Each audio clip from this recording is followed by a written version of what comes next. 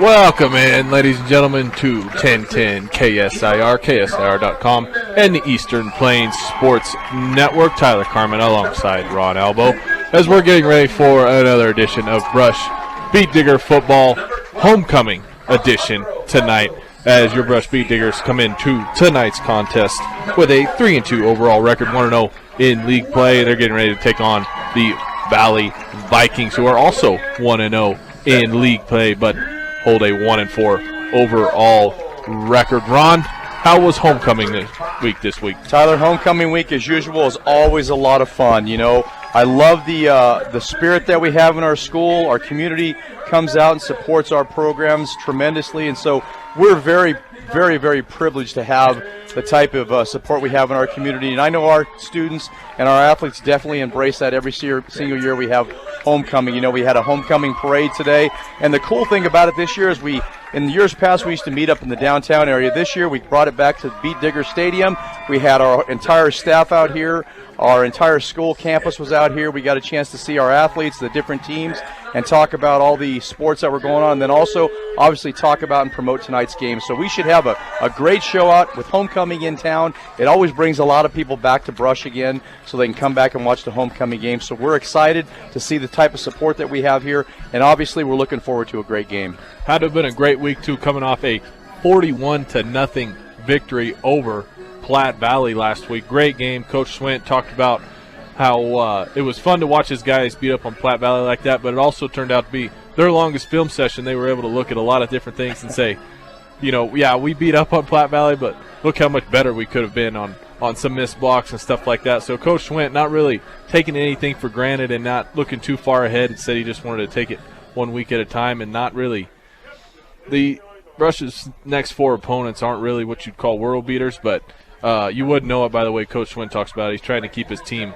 focused and, like I said, 1 week at a time, and look ahead to today's. He's got Valley in front of him, and we'll get to your starting lineups here in a minute, but real quick, we are going to let you guys listen in onto the national anthem. Eric Christensen, U.S. Navy veteran who served in Vietnam and is the commander of Brush VFW Post 3551.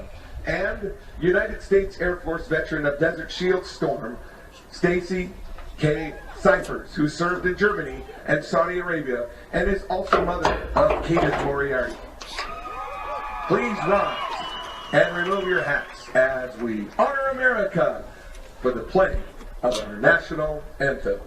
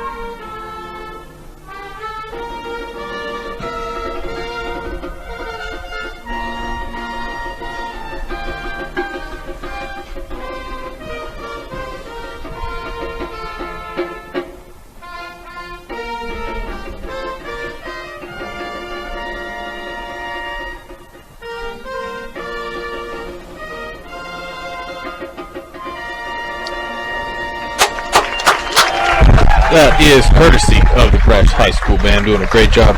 As always, we'll get you a starting lineup brought to you by Equitable Savings and Loan, making on the go makes banking easier for you when you're on the go. Check it out today. We'll start with the visiting Valley Vikings.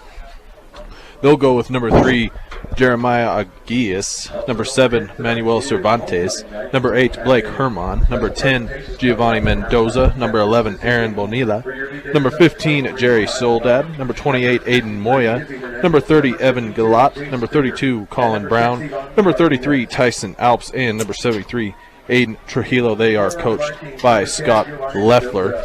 Flip the program around and you will have your home Beat Diggers. They're going to go with their offensive starters tonight. Number 3, Austin Sisk. Number 5, Caden Schwint. Number 6, Ivan Cardenas. Number 8, Caden Moriarty. Number 12, Alejandro Maltos Garcia. Number 23, Kyle Weller. Number 28, Cesar Hinojos. Number 35, Ty Griffith. Number 53, Izzy Hernandez. Number 59, Caden Kastrup. 64, Caden Lefevre. Number 65, Dominic Ontiveros. 87, Kel Stegner. And number 52, Jace Krieger. A couple highlights from last week would be our quarterback Hondo and his favorite target, Caden Moriarty, going 4 for 4 to each other with some 20, 30, 40-yard passes down the field. Those were fun to watch. I wouldn't mind seeing Coach Schwint open that playbook up a little more tonight as well. Yeah, I think that this is a great opportunity for them to work on that passing game. We know that when things are working good, the offensive line is gelling like they're starting to gel. The run game is definitely a given. They're able to pick up big yards. You know, when you're running, getting 5 yards a crack, 7 yards a crack, sometimes, 10 yards a crack, you are doing what you need to do, and the linemen are controlling the line of scrimmage, and that's always the key. So now if they can give him some more time in passing and work on their passing game, that's definitely going to help them, as Coach said, later on down the season when they start to face a lot better teams that are able to put some pressure on them, maybe shut down the running game a little bit, so they've got to have that option to be able to throw the ball, and I know that this is a great opportunity for them to work on that. Absolutely. Coin toss is done and over with. Valley will be receiving the first half kickoff. Brush uniforms look like gold pants, maroon jerseys, maroon helmets, yellow numbers. Valley across the way, white all over with black numbers and gold accents, black helmets as well. I gave Valley their 1-0 league record. They come into tonight 1-4 overall, though. Surely looking to have a better showing tonight, but they have a tough matchup against these Big Diggers who are riding high. If I heard Mr. John Beltran correctly, the first time the Beat Diggers have won 2 games in a row since 2015 season. It's got to feel pretty good. Yeah, definitely, and you want to keep that momentum going. Like we said earlier in the broadcast, their opponents are not as good as you would expect them to be or on their schedule. But you know what? You still got to line up and you still got to play them every Friday night, so anything can happen. And when you're dealing with 15, 16, 17-year-old kids, you got to be aware that things can, maybe not always go your way, but how do you rebound from things like that and make it a positive? Opening kickoff brought to you by Buildings by Design. When it comes to experience, BBD is the best in the business. Quality, commitment, and experience makes Buildings by Design the only choice when it comes to your next project. Kickoff goes north to south for the Beat Diggers. They have it covered well just past the 20-yard line. Valley will take over for their first set of downs.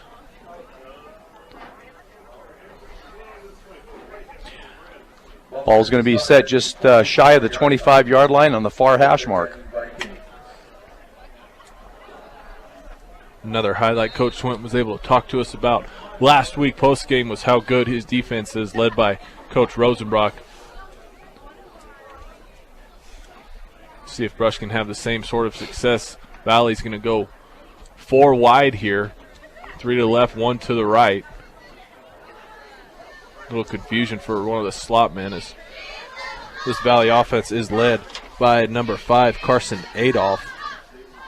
It says on the program he is a freshman starting quarterback here as he turns around and hands it off. His running back's going to turn forward for 1, maybe 2. And just a little dive play right up the gut there, right into the strength of the Brush defense. And so, I know that Valley wants to run that ball, but they probably want to try to work on the perimeter if they can. I don't know how successful they'll be running right at the gut of the defense. There's some big men on the defensive line for Brush. As Valley goes same formation here. Adolph, first pass of the game. Believe falls incomplete. Great defense there by Kyle Wellen. Mendoza was the intended target. Falls incomplete, and it'll be a quick 3rd down and 8 to go. 3rd down and 8 for the Vikings. Valley doesn't really huddle a lot. They just kind of gather around. 2 wide right, 2 wide left. Ball still on that far hash. Pistol set here. Adolph takes the snap. Throw a little out route, overthrew his man. Intended receiver there, I believe, is number 8, Blake Herman. That pass falls incomplete as well, and looks like Valley will trot on its punt unit. Quick 3 and out. Good start for a Brush defense. and exactly what you want to have happen for a series, so you get your chance to get your offense back on the field for tonight, and let's just kind of see what they've got dialed in to start this game off. Really excited to see the offense tonight. You mentioned earlier you'd have loved to see Brush win the toss and take the ball, but a quick 3-and-out's about just as good as nearly a blocked punt there, but he gets it off. Ball travels to the 40-yard line. Caden Schwint catches it, turns up to the Brush sideline. He cuts up the field. He's got room to go. 30, 20, blockers in front of him, hurdles a man. 10-yard line, gets pushed out at the 5. Caden Schwint in the long jump sandpit now as he's mobbed by his teammates. Looked like he was going to try and get to the sideline and then just cut it straight up the field. And there was a mad dash. Had some great blocking in front of him. And Brush cannot ask for better starting field position than that. They're going to place the ball, I think. Should be just about the 2-yard line. Jeez. And, you know, special teams for Brush has been one of those things they've worked on very, very hard to be successful. And right there is a great example of all that hard work and how things turned out for them. One of the few times in high school you're going to catch a punt with room to run. I mean, it had some good hang time. So Brush lines up Kyle Wellen out right. Turn around, hand it off to Cesar. Cesar practically untouched as he crosses the goal line. Less than a minute into the game, Brush takes a 6-0 lead as Cesar gets himself a 2-yard touchdown scamper. 53 seconds into the game, and the Brush Beat Diggers have scored on their first drive. First drive, first offensive play. Cannot ask for much more than that.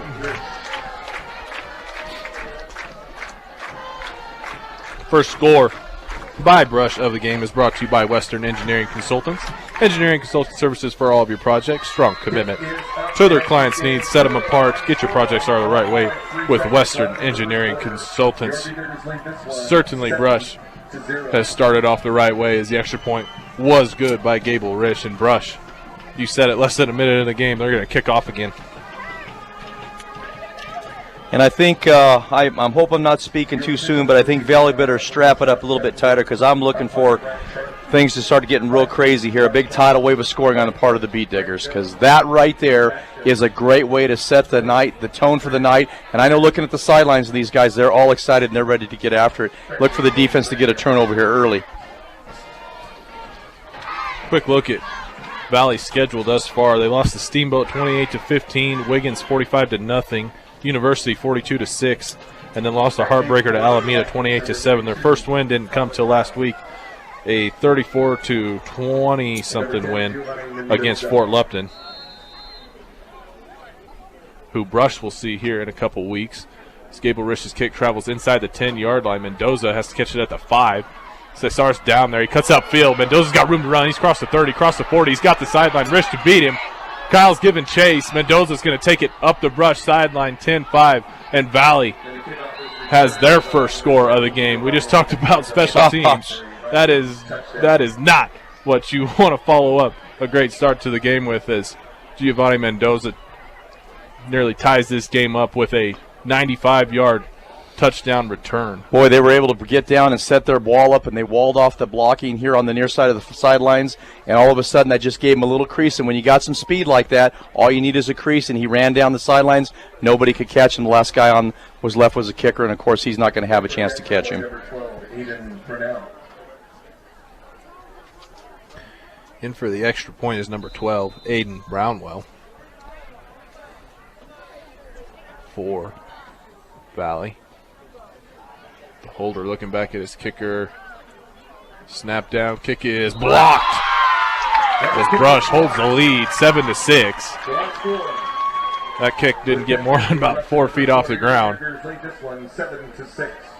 And it gets knocked down. So Brush holds on to a lead, 7-6, but not exactly ideal, as all the kind of electricity in the stadium just kind of felt like it just faded out there as Mendoza was streaking down the sideline. Well, you know, the hope you got from this is that, okay, all that stuff's out of the way now. You know, maybe we're talking too soon, I don't know, but let's get all that crazy stuff out of the way and let's settle down and start playing a football game. So, you know, those are the breakdowns. I don't know how many of us were expecting a shutout, but, I mean, I would be lying if I didn't maybe envision it a little bit. But and, you know, a lot of times when you're sizing up your opponent and you're saying, you know, maybe in the back of your mind this should be a 40-point game and clock's running, you know, after halftime, ideally, that's what you'd like to have happen. But it goes back to, once again, you got to play the game, you got to play discipline, you got to do assignment football. And when somebody breaks down on their assignment, good things usually don't happen. And that's what was a result of that kickoff return for a touchdown. And you're right, Mendoza's got speed. He's one of their wideouts. Be on the watch for him to catch a couple out routes, turn it upfield. Next time Valley goes on the offensive here. Valley lines up to kick it off. Brownwell's going to kick it off from the near hash. Quick reminder, you're listening to 1010 KSIR, KSIR.com, and the Eastern Plains Sports Network. Brownwell's kick is up and away. It's on the ground. Bounces inside the 25. Cesar picks it up. He's going up the middle. Dragging men with him as he goes across the 40-yard line to about the 43-yard line of Brush territory. Brush will take over for their second offensive possession. First real offensive possession. Can't get a whole lot done when you start inside the 2-yard line. 10:44 to go. Brush leads 7-6. They'll send Sisk out left. Hondo under center. Cesar behind him. Griffith to the left. Wellen in motion right to left. Pitch around the left side. Wellen's got a stiff arm. Got a man to beat. Can't do it. Good outside protection there by, I believe, number 30 for the Valley Vikings.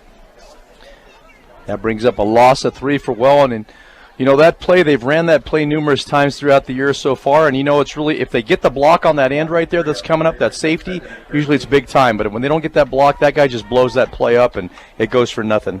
Evan Gillette was the man in the backfield there. So Rush will try over again on second down here. And you said it, loss of 3, second and 13. One man's out wide right. Hondo's looking for Moriarty again. Long lead pass. He's got him. Moriarty flips the field, gets down to the 30-yard line inside Valley territory. Just a nice little fade route, and Hondo throws a beautiful ball. Moriarty beat his man. 34-yard pickup. Nice connection once again in the series here. 2 run plays. Come back out. Get a nice big pass going down the field to bring him close and inside and close to scoring territory at a good call and a good time. It's another aspect of the game Beltran was able to talk to Coach Swint about, and Coach Swint goes, I'd put Moriarty up against nearly any receiver in the state of Colorado, and there's a good reason why, as Ty Griffith takes a handoff, picks up maybe 1 or 2. You know, not only is he a great receiver, but he's a huge bonus in the running game as far as his blocking capabilities go. He is a darn good blocker from that tight end spot. They give Griffith double what I said, gain of 4. 2nd and 6 upcoming. They go well and out right. Another man out left. They're on the near hash. Hondo under center. Cesar behind him. Got flags fly. Hard count. Looks like Valley moved first. And, you know, if you know anything about the Brush offense, to have a good blocking tight end is very, very crucial. It helps set up a lot of the different aspects. It also helps to set that running game up when you're running a lot of the off-tackle plays. So he is very valuable in that run game as much as he is in the passing game. So, you know, kudos to him for all the hard work and making sure he's paying attention to everything he's doing. Was indeed a 5-yard encroachment. So now it's 2nd and less than 1 for Hondo here. Turn around, hand it off to Cesar. Nope, it is hand off to Cesar up the middle. Hondo sold that so well. Yep. I thought for sure he didn't have the ball, but Cesar scampers into the end zone. Not a great touchdown call on my part, I will admit, because I didn't think he had the ball. Yep. That's the part of the Brush offense, being able to have that deception there with your running backs and your quarterbacks. And Cesar scampers down 20 yards for a touchdown. Awaiting the extra point. Looks up and good from here. It indeed is 14-6, 9:02 to go in the first. Brush extends that 1-point cushion to 8 now.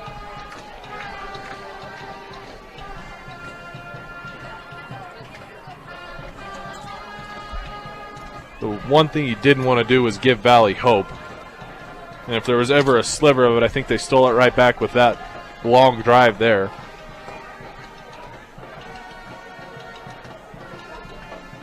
Pound the running game a little bit and get one big passing play and a good run by your senior running back. That's a great formula.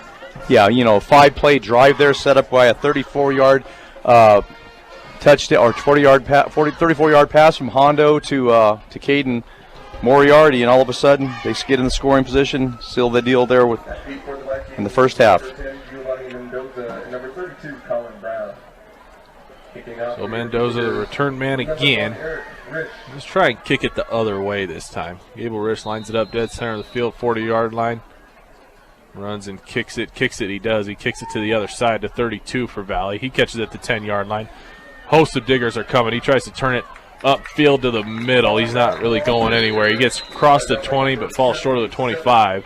Valley will take over for their second offensive possession.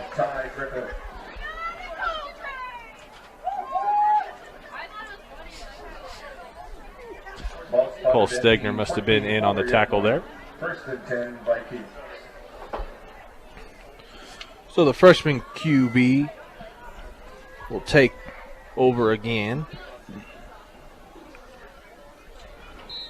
Carson Adolph as he sends his receivers out. Looks like one left, one right. He's got two others to his left stacked up right against the offensive line. Little misdirection handoff here to his running back. He's dropped in the backfield. Leading the way is Cesar.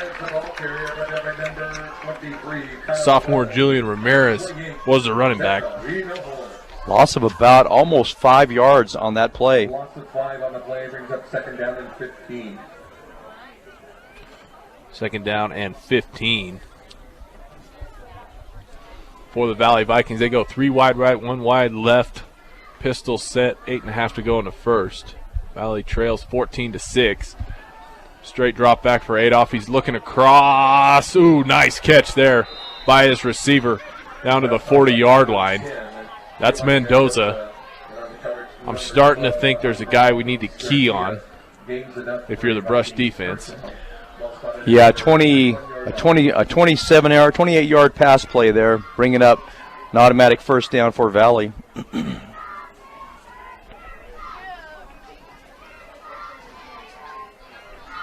Good coverage there. Mendoza just found the ball before Kyle Wellen did and was able to jump up and snag it.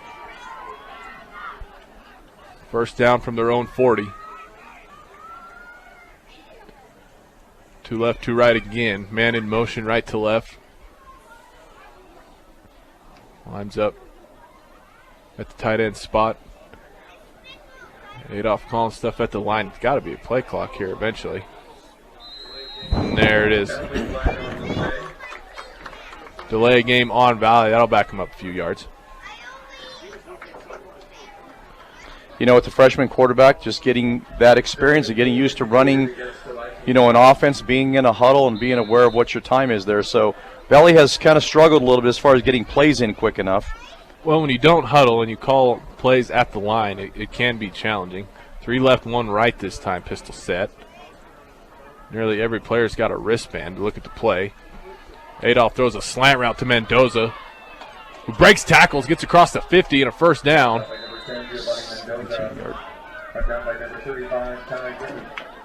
a 17-yard pass play. And another first down picked up.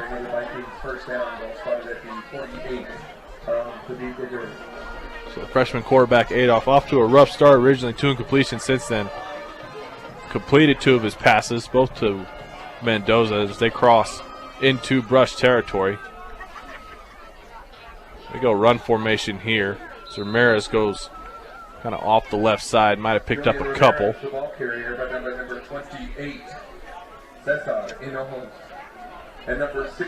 Cesar in on the tackle.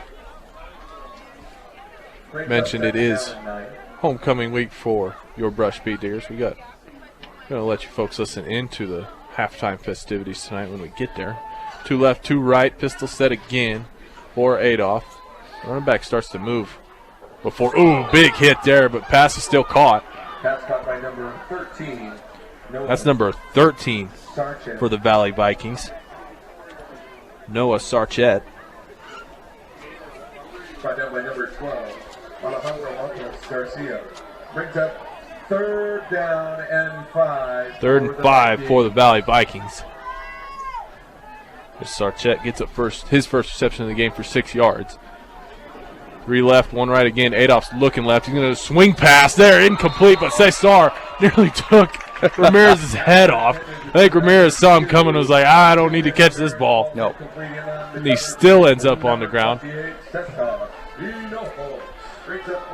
Yeah, there really was no room for him at that time. That ball was out there, and Cesar was right there. He was honing in like a missile, ready just to explode on him. So he knew there was no chance to catch that ball. Incomplete pass brings up 4th down now. He read that play perfectly from his DN position. Punt formation here. Punter standing at his own 45. Ooh, man. Another good rush there as Caden Schwintz going to catch this one about his own 10-yard line. Turn up field. He's on Valley sideline this time. Tries to cut it back inside. Gets across the 20, across the 25. Brush will take over there with 5:59 to go left in the first quarter.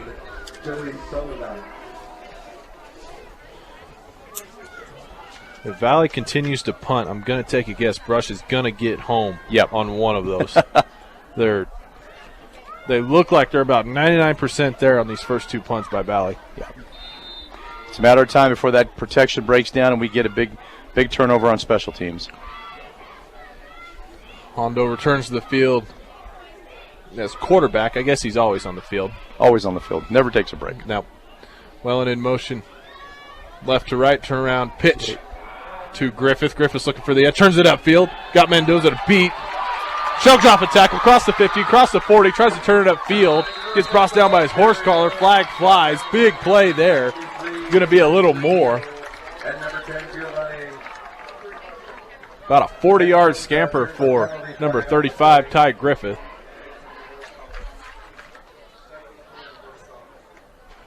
If any of you tuned in last week, that's the same man who scored 4 touchdowns against Platte Valley. Was that Griffith or was that Wellen? I think it was Griffith. I thought it was Wellen, 23. I think it was Griffith. Okay. I saw them running that motion this way. It was if Brush offense, it was a 58 pitch was what it was, and so that usually goes to the halfback. But you're probably right. It probably was. It looked a little different, so yeah. I think it was Ty. It was whoever has their wrists wrapped up. Okay. We'll see who. Be Ty. Yep, it would be Ty.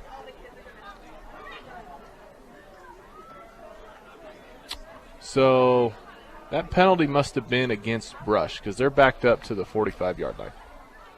As Ty Griffith gets another misdirection, shrugging off tacklers, crosses the line of scrimmage. Right down by number 8, Blake Herman. Hernan gets the tackle. Ty picks up a couple. And it'll be 2nd down.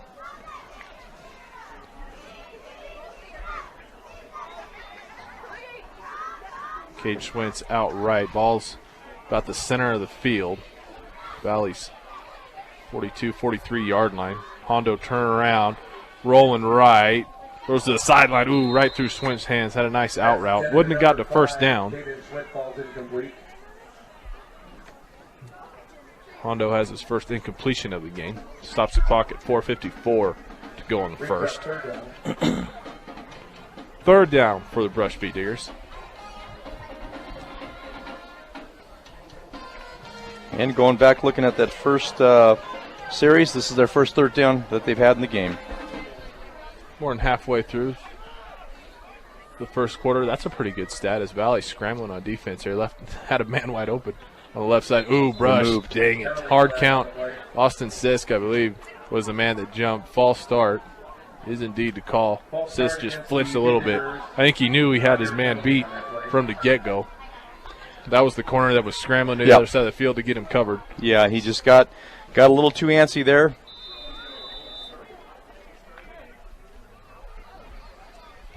They're down in 14. Clock still running, 4:45.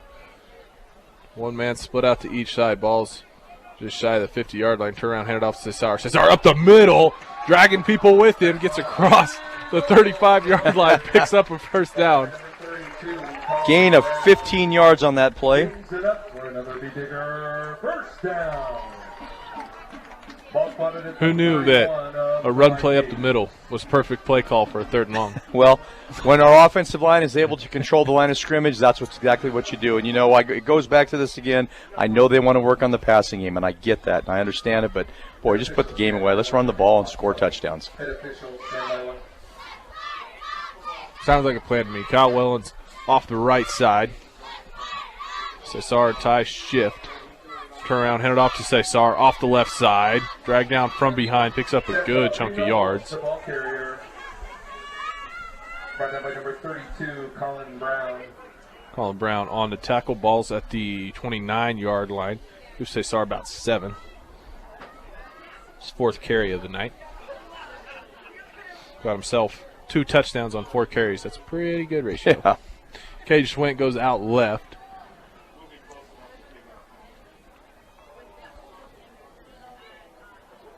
Valley doing what Platte Valley did last week. They really crowd the box here. Cade's wide open. Hondo drops back to pass. He's got Moriarty wide open in the end zone. Not a man within 10 yards of him. 29-yard touchdown pass from one Hondo to Caden Moriarty. It's his favorite target, obviously.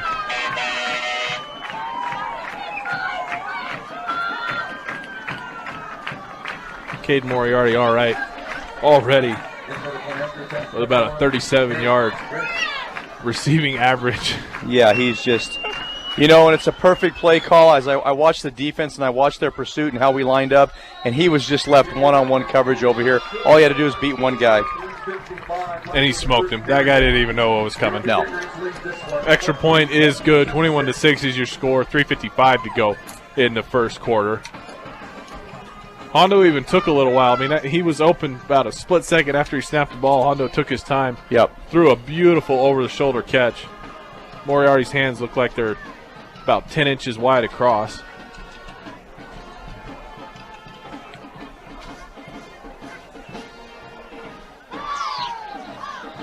Rush will kick to the south for the 4th time this evening.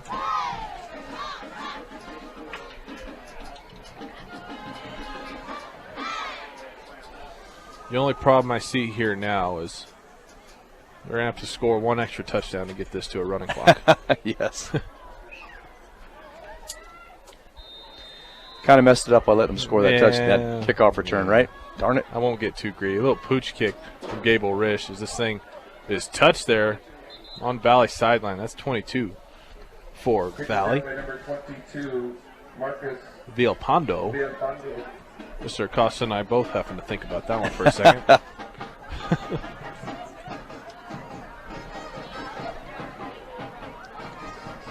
3:53 to go. Valley takes over in this first quarter.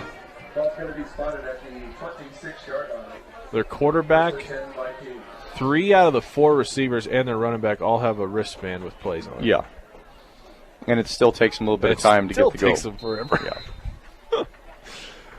3 left, 1 right. They're on the far hash. Pistol set here. Everybody looks at their wrist.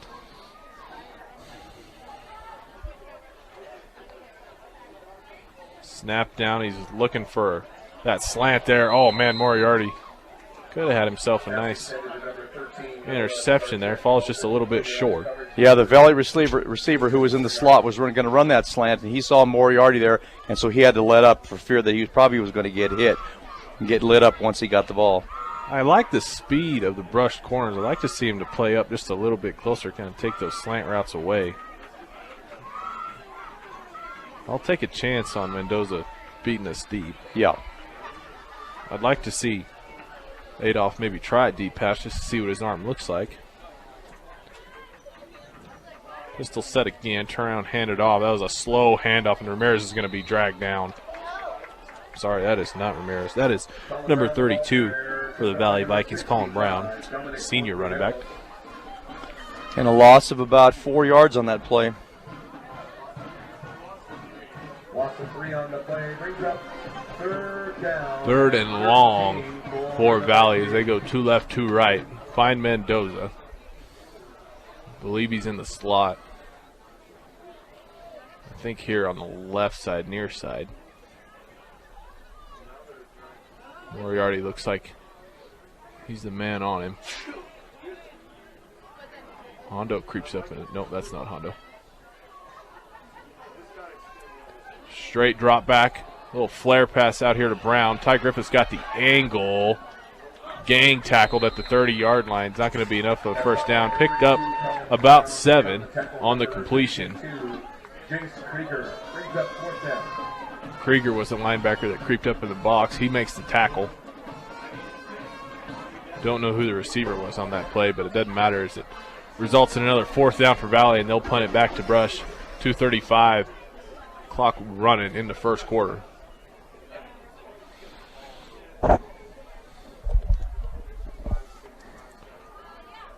Hunter at his own 20. Kicks it, kind of a knuckleball. This thing bounces inside Brush's 45 and goes out of bounds. They'll take over at about the 42, 43-yard line in their own territory with 2:17 to go in the first.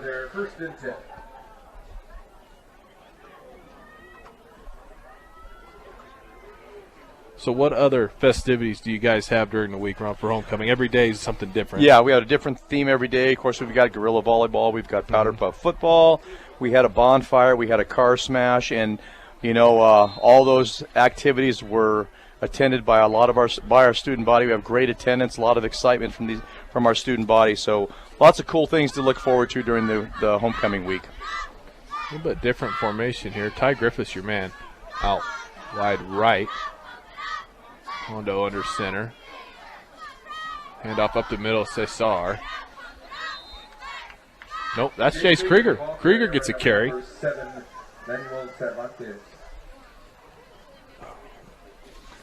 Krieger in the backfield for the first time tonight, running the ball, pick up about 4 yards.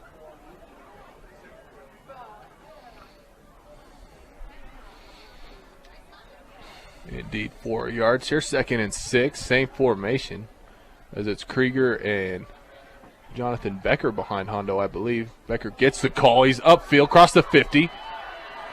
Several guys to beat. He doesn't beat all of them. He's gang tackled at about the 30-yard line. Nice play there by number 9, Jonathan Becker, and a first down picked up. 24-yard gain for Jonathan Becker, and a first down there inside Valley Viking territory. This might be one of those games where I run out of spaces. I'm bringing the same situation. Yeah. Krieger and Griffith in the backfield now. Welland's off to the right. Moriarty's tight end on the right. Fake the pitch, hand it off to Krieger. Krieger's up the middle, streaking upfield, shakes off an arm tackle. Krieger's got touchdown. He's got one man to beat, and he gets it done as he crosses the end zone. They're off that left side. 32-yard touchdown scamper for Jace Krieger and a touchdown. Look, awfully similar to that last touchdown Rush scored last week. Nobody really expected it. No. Krieger in the backfield and just shoots up the center.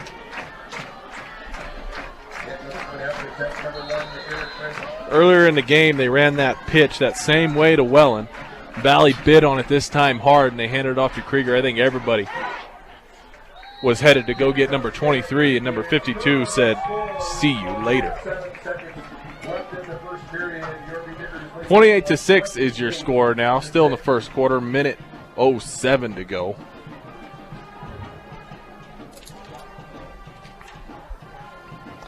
Tyler, thinking about that, you've got a number 52 in the backfield. Most people are saying, that guy's got to be just a blocking back, not too fast. But, like Coach Schwinn said last year, he gave a lot of praise to Krieger this year because of the fact that he stepped in to play guard and offensive line for him when they needed the help, and he did a phenomenal job. And, of course, what a good way to reward him again, let him run the ball and score a touchdown. And Jace has got a lot of speed. He's a physical, hard, and he's a fast runner. And so when he gets that ball in his hands, he's going to do all he can to score a touchdown. Yeah, he wears number 52, but he used to wear number 34. Number 34. So might want to key in on that guy, too. If he's in the backfield, say, keep an eye on him. Then you got Jonathan Becker, who runs halfback there, and just as quick, too. He hits the hole real quick, and he's got great downfield speed also. There's a big difference between speed and quickness, and Becker's got it both. He's shifty and he's quick, and then when he gets in the open field, he's hard to catch. As Colin Brown takes the kickoff there from his own 10. as he's dropped down about in his own 25-yard line.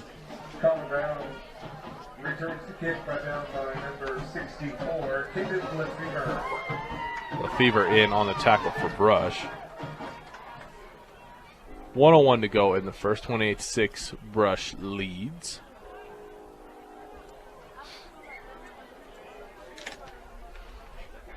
Relatively quick drives for Brush. They're usually ones that have 6, 8, 10-minute offensive drives. Yeah, exactly. That's kind of what you want to have, just to chew up the clock. Especially with a Valley offense that likes to throw it around here. 3 left, 1 right for Valley. Pistol set again, looks to the sideline. That's something else that really slows this game down. Adolph takes the snap. 1-step drop, ball knocked up in the air. Ooh, nearly picked off as I believe that was number 87. Cale Stegner. Stegner gets himself a PBU, as they call him in Wyoming. Pass batted up. Same set again. 3 left, 1 right. That play burned 4 seconds. Little screen play here. Went behind one receiver and in front of the other. Yeah, right now Valley's just trying to find something that they can hang their hat on, some kind of success here. You know, throwing the ball. The quarterback obviously he's not able to get the ball over our defensive ends because of the height advantage we have, plus the athleticism of those 2 guys on the end.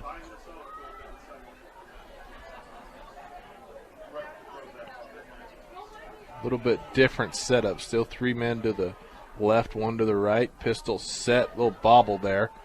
Oh, Kyle Wellen. Oh, man. Kyle Wellen. Pass ball's incomplete, but Wellen had his hands on it, I think, 2 or 3 times. Yes. As he jumped in front of that. He was thinking touchdown. He's seeing stars. He's like, oh, this is going to be the easiest touchdown I've ever had. Yeah, and right that time with the Valley in a 3-by-1, so they had 3 into the near sideline there. They're just trying to run a quick bubble screen to that inside receiver, and Kyle Wellen read that perfectly. If he just would have got his hands on it, it'd have been pick 6. Punt again. Oh, another close one. This punt goes a mile high, but it takes a brush bounce. Hit it about Valley's 44-yard line. So Brush will get another good starting field position here. So we're still in the first quarter, 44 seconds to go. Brush has scored 4 times already. Cardenas will jog in with the play. Kyle Wellen will return to the sideline as Brush starts over. They've scored on every offensive possession, correct? Yes. Well, let's see. Yeah, no Yes, turnovers, no punts. Yep. Yeah. Must be their 5th offensive possession then. Hondo enter center, turn around, little reverse here, double reverse, Moriarty, reverse Hondo's pass. Hondo drinking down the sideline, that ball's picked. That ball is picked by number 1, Jason Gonzalez, a senior. Hondo was the only receiver. Moriarty might have been better just to take off and run with that. That's really opening up the playbook right there. A little double reverse pass. Exactly, and you know, you pull out that trickery, and sometimes things like that just don't work your way. And Brush turns the ball over. Now Valley's got a little more life in him again. You know, if there was ever a time to try something like that, though, this would be it. Yes. Up 28-6 on homecoming night, because if it works, it might be highlight of the year. And it gives Sterling and any other upcoming opponents something to have to prepare for. Yep. I mean, that's the nice thing about it. When you throw stuff like that out there, now it's just another thing the teams have to prepare for. So kudos to Coach Schwint for doing that now. Yep, I don't mind seeing it at all. Valley has a run play there. I'm pretty sure it was Ramirez as he picks up about 2. Clock's running 9 seconds here. Valley changed up their offensive set. They have just 2 receivers to the right, 1 to the left. I think there's going to be a false start on Valley. It is, with 4 seconds to go in the first. Should bring up second down, and with that penalty, second down and 14. Clock's going to turn back on and run here, and that'll be the end of the first quarter. On homecoming night, your Brush Beet Diggers lead the Valley Vikings 28-6. We'll take a quick timeout. Come back with second quarter action right here on 1010 KSIR, KSIR.com, and the Eastern Plains Sports Network. Welcome back in to Brush Beet Digger Football on 1010 KSIR. Homecoming night here from Beet Digger Stadium, Larry Mills Field. The Brush football team leads the Valley Vikings 28-6. As Valley goes back to their passing game, looking for Mendoza was Adolph. That pass falls incomplete. High Plains Bank, your friendly local community bank, serving Wiggins and all surrounding areas. Find out more at highplainsbank.com. Adolph has 11 passing attempts. He's only completed 3. Changing up their formations a little bit. Maybe try and bring in a little more blockers. Maybe give their freshman quarterback a little bit more time to throw here. Turn around, hand it off the left side. Gang tackle just past the line of scrimmage. And that was third down, so it's going to be 4th and long now. Valley's going to have to punt it away again. On a positive note, though, that was a run play and the clock's running. Yes. And what Valley was trying to do is they're trying to bring an extra guy in to help block, especially on that off-tackle play. The only problem with that is now you've only got 2 guys that can go out in for routes, and so it makes it a little bit easier on the pass defense for Brush. Valley back to punt. Punter standing about his own 15. High snap. Here comes Griffith. Ooh. Another close one there. Schwint catches at his own 40. Comes up. Brush's sideline. Gets to Valley's 45. There is a flag. Right at about Brush's 45-yard line. It's going to be holding on Brush. I'm almost positive. I'm pretty sure I saw it happen. Don't know who the guilty party was. I just knew they were wearing a maroon jersey. Holding indicated against the Beet Diggers. So that'll back him up a little bit. Not a bad return from Caden there, but it was held by that holding call for sure. So that'll back him up. They'll set up at about the 35-yard line on the near hash. Brush finally going north. So they hold a 28-6 lead. Griffith and Hinojos in the backfield. Hondo under center. Valley stacks the box. Turn around, hand off, Cesar. Off the left side, stiff arm there. Gets to the Brush sideline. Let's see where they place it. Might be enough for a first down. Oh, definitely it's enough for a first down. It's about 14 yards on that play. Brush's blocking scheme working great. Yeah, they're just great. You know, the angle blocks the deception of the offense, the wing T offense, and the way that they block this, it makes it very difficult. When things are running good for them and they're gelling and the misdirections that's there, it's awful hard to defend that for a defense. How is the blocking scheme set up? Is it all about blocking to where the run's going, or is it about leaving one man? It's set up, it's angle block, so you've got you're blocking an area, not so much a man. Mm-hmm. Up the middle, Ty Griffith gets a handoff. He's got a first down. Breaks a tackle. He's gone. 30, 20, one man to beat. He's going for the pylon, and he will get there. Ty Griffith breaks one. 51-yard touchdown run for Ty Griffith. From his own 49-yard line, Ty Griffith broke a couple arm tackles and was gone.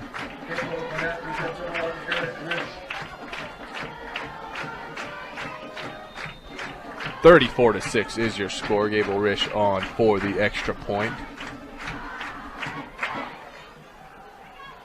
That kick is up and no good. Oh, there's a crowd.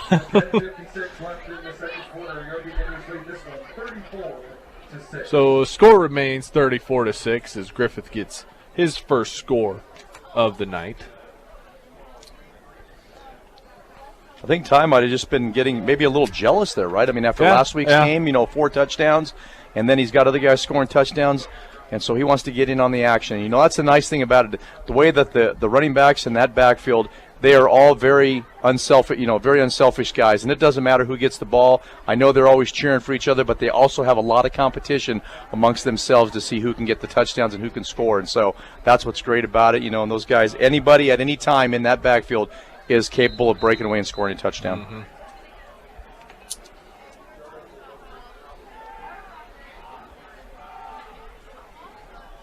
10:56 to go. Brush scored within the first minute of the first quarter. They do the same thing in the second. Yep, a total of 2 plays, covering actually 65 yards. Mm-hmm. Pretty good average. Yep. Gable Risch from his own 40. Another pooch kick again. As Valley calls for a fair catch there. Kyle Wellen was coming in hot. Ball down by number 22. There's that name again. Diaponte. Costa had problems with it again. I'm not even going to try. Valley's number 22 makes the fair catch. Valley will set up at their own 28-yard line. Mendoza's going to go out to the left. The receiver's going to go out right. They bring in 2 tight ends, one on either side. Pistol set again. Switch your corner to this side. Handoff up the middle. Good tackle there. Julian Ramirez, the ball carrier, tripped up initially by number 35, Ty Griffith. Ty Griffith in on the tackle.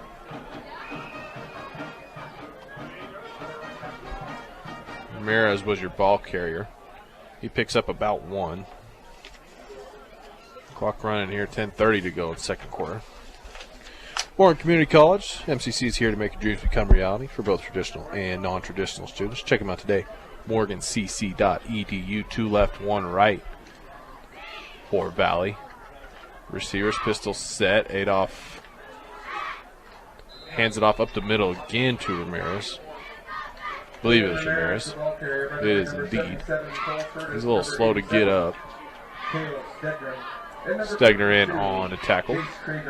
Well, that time what Valley did is they brought their big offensive guard, number 73, and had him pull and lead up through the hole, and he was there, but the defense was able to close on it very quickly and give him no yards. They'll go back to 1 wide out to the left and 1 to the right. Pistol set, exit his wristband. Straight drop back, looking across the middle. Good defense there by Cardenas. Did need to go for the pick. Perfect corner play there by Yvonne. Keep one hand on the receiver, one hand goes for the ball. Pass falls incomplete. Nearly fell into the hands of another Beat Digger defender, but we'll take the incompletion with 9:31 to go in the second. Valley's going to punt it back to Brush. Valley has sparks there, when they've got some great plays in the making. That was a good pass by the quarterback, but just, too many guys in that area to make that catch. Not bad blocking either by Valley, but I think you can tell that Adolph's a little shaken here as Brush brought the heat again on the punt. This ball rolls, gets a good Valley roll as it rolls to the 40-yard line of Brush. By number 28, Aiden Moya. Beat Diggers will take over their first and 10. Brush will take back over.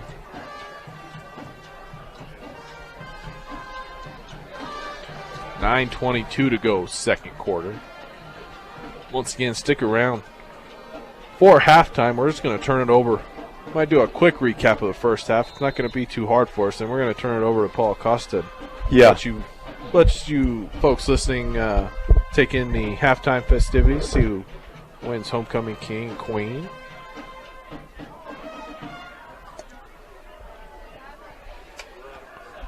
Brush comes out here with one man split out to the right, one to the left. Hondo straight drop back. He's looking for Sisk. Sisk is wide open. 40-yard line, catches it. Being chased 20, 15, 10. He gets in. Austin Sisk for another Beat Digger touchdown. One offensive play. That's Brush over with again. Austin Sisk just ran clean by that corner. I don't know what that corner was looking Yeah, at. there was nobody back there. And covering a total of 11 seconds, and that they score another touchdown. 60 the extra yards. point, 60 yards. Pitch and catch there. More of those, please.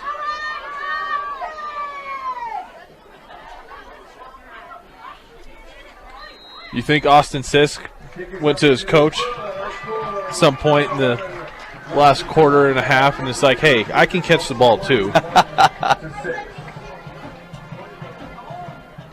Well, last week Austin Sisk was not able to participate in the game. He had an unfortunate situation. There was a death in the family, and he had to go back for a grandfather's funeral on Saturday, or Friday actually. And of course, he's not going to be able to make it back for the game. So we want to send out our condolences and our blessings to the family there. But Austin's able to get back to practice, have a full week of practice back in again, and rewarded with a nice touchdown pass there. So great job. Just ran clean by. I mean, clean by. Quarterback looked like he was standing still.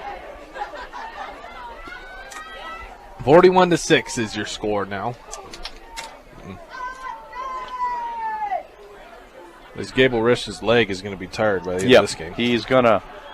Thing's going to look toned. And another big touchdown, big drive there. One play, 11 seconds, 60 yards, and a touchdown. This kick travels down to Mendoza. He takes it at about the 12-yard line. Turns up the field, goes middle. Now he's going to try and get to his own sideline. He turns it upfield. Cardenas is there. Pushes him out of bounds. Great return. Another good return for Mendoza. I don't know if I'm Valley. I think I might maybe put number 10 in the backfield. Yeah, Get give the him ball the in his ball. hands a little bit more. 9:02 to go. Valley takes over. Shy of the 50-yard line. They're at their own 46. Also, just because I know he'll hate it, make sure if you see Virgil Griffith, wish him happy birthday.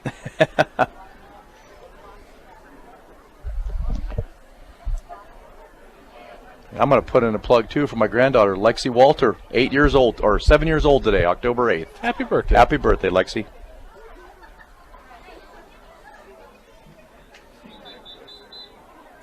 And I think we got our first time out of the game.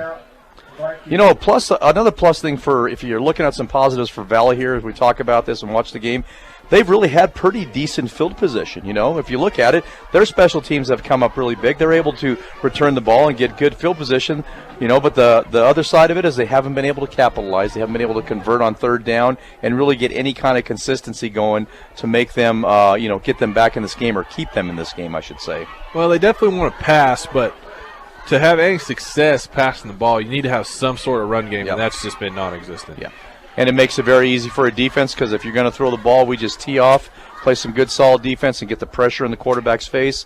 And once that happens, there's not a whole lot they can do.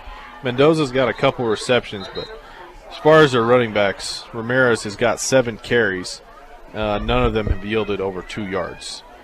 And that's not where you want your running game to be. No, you want to be more consistent. 4 or 5 yards would be a nice average to have. One man out left, one out right. They're on the far hash. Pistol set again. Turn around, hand it off up the middle. Here's an okay run.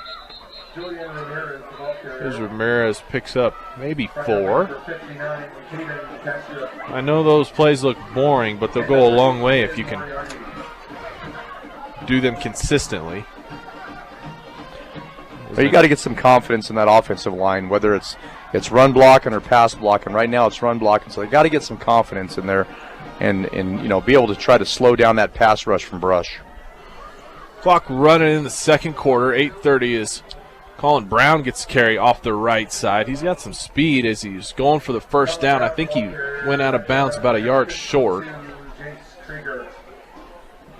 Krieger chased him down. He did not get the first down. He picks up 4 or 5. It's going to be 3rd and 2. Give him 5 yards on the carry. Longest rush of the game. 2 men split out. Wide right, 1 to the left. Pistol set. Adolph Handoff again as Brush was in the backfield before Brown was even able to take the handoff. Coach Rosenbrock dialing up a little stunt there from the defense. As defensive end on the far side of the field, they had a twist. They had him come inside and our tackle go outside, and Cesar was right there and blew that play up. It's really hard on your guard because he's following that inside defensive lineman, and then here comes the defensive end screaming around the edge. Most guards can't pick that up.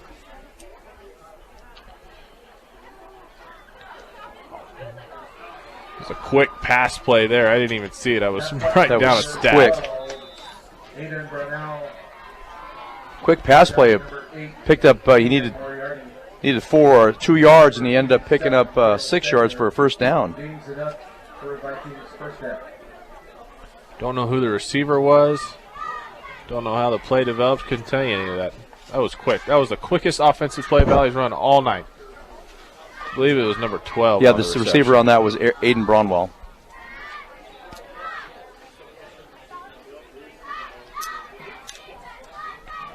This is more like it. Pistol set. Try to go to it again. Slant pass again to Mendoza. That pass falls incomplete.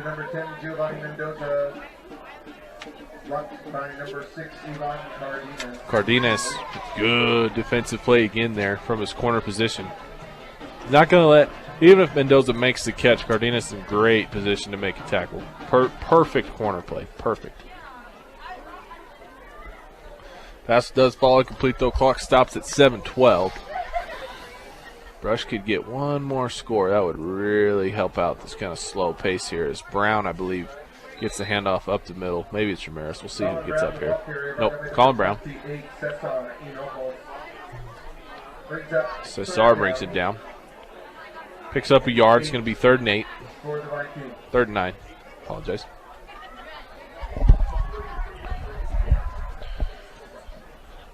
Valley is in about the best field position they've been all night. Inside Brush's 35-yard line. Pistol set again. Adolph's looking left. Ooh, nice play there as he avoided the rush, pump fake, but stepped up in the pocket with nowhere to go. Ty Griffith and a host of others end up bringing him down. I don't know if he got across the line of scrimmage or not. I don't think he did. That's going to go down as a sack, I imagine. Yeah, he's... they had some things going there. They had a little bit of a rhythm, a little bit more confidence there, and all of a sudden it just falls apart again. I liked what I saw there, though, from the freshman quarterback. Didn't really panic, pump fake, got out of trouble, stepped up in the pocket. There's just nowhere to go. Nowhere to throw the ball, nowhere to run. Just a good defense here as they're going to go for it on 4th down. Ooh, Jace Krieger, his linebacker spot, just knocks down that intended slant route. As I said, that was 4th down. Pass falls incomplete. Brush will take over on downs around their own 35-yard line. Make it their own 39. 5:50 to go, 2nd quarter. Premier Farm Credit, they understand production ag and have been serving our rural communities for over 100 years with locations in Sterling, Fort Morgan, Yuma, and Holyoke.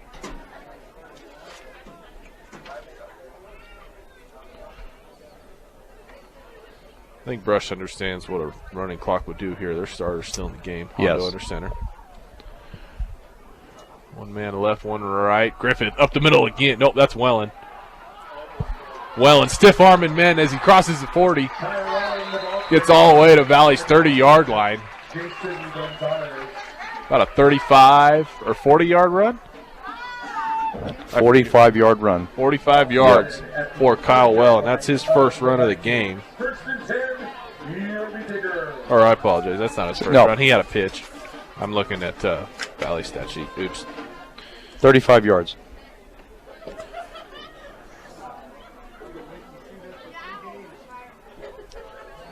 Clock running, 5.5 to go. 41-6, Brush leads.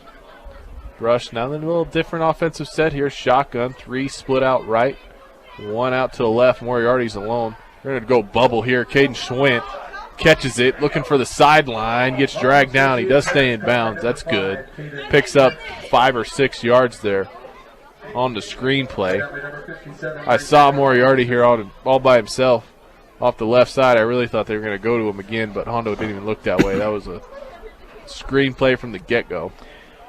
And depending on what that defense does, I'm sure they might come back to that play again. See what kind of look they get. Gave Schwinn about 4 yards. Hondo, 5th pass attempt, 4th completion. Schwinn returns out to the left side this time. Hondo takes the snap, handoff up the middle. That's Wellen. Wellen gets wrapped up as he crosses the 25-yard line. Cervantes in on the tackle. Give Wellen about 3 here. It'll be 3rd and 2. Maybe 3rd and 3. Clock still running, coming down on 4 minutes in the second quarter.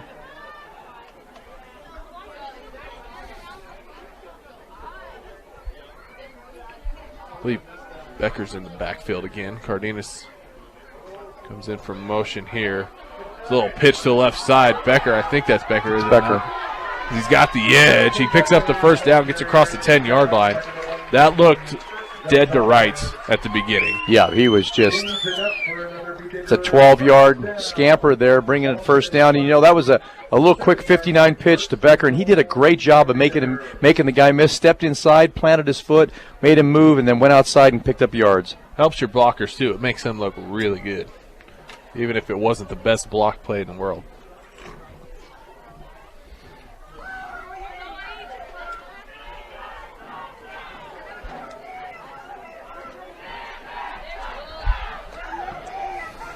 .349 to go. Wellen and Becker back into the backfield.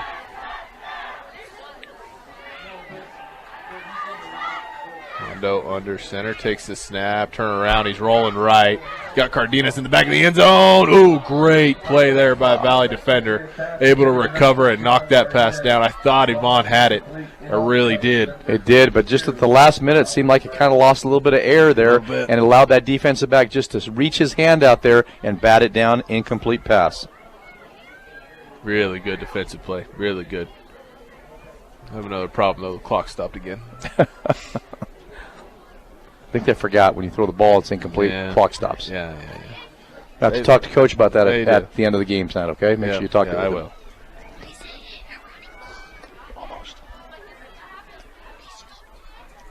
Hondo under center again. Wellen and Becker behind him. Second down here. Little misdirection. Cardenas gets the handoff, turns it upfield. Did he get in? He did. Touchdown, Brush Pete Diggers. And there's your running clock. Yvonne Cardenas.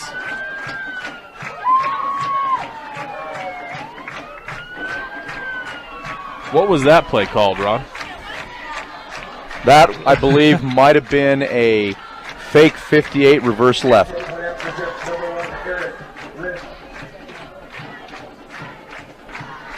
Once again, 1010 KSAR, KSR.com, Eastern Plains Sports Network. With 3 minutes left until halftime, Army Diggers lead this one. 3 minutes left in the second quarter. 48-6 is your score, and we've got ourselves a running clock finally. We will now have a running clock.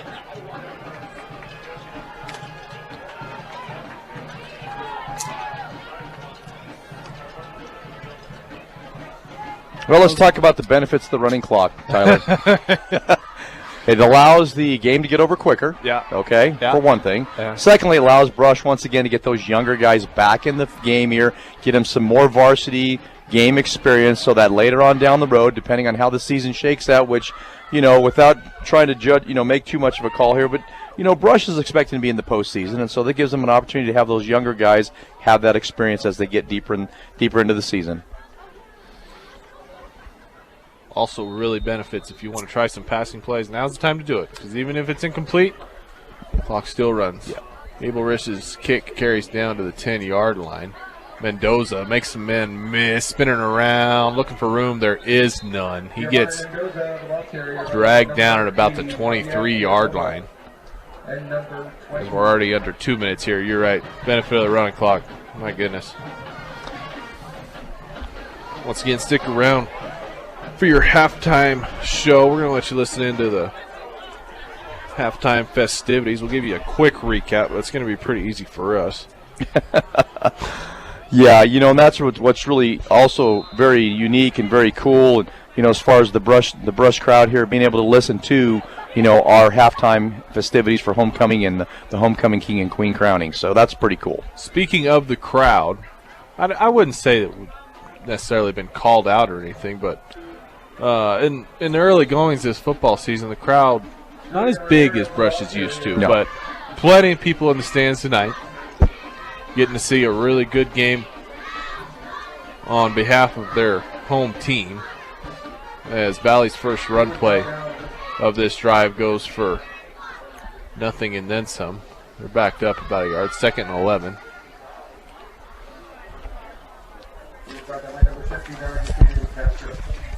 One split out left, one to the right. Ramirez dragged down in the backfield again. That was Jace Krieger, I believe.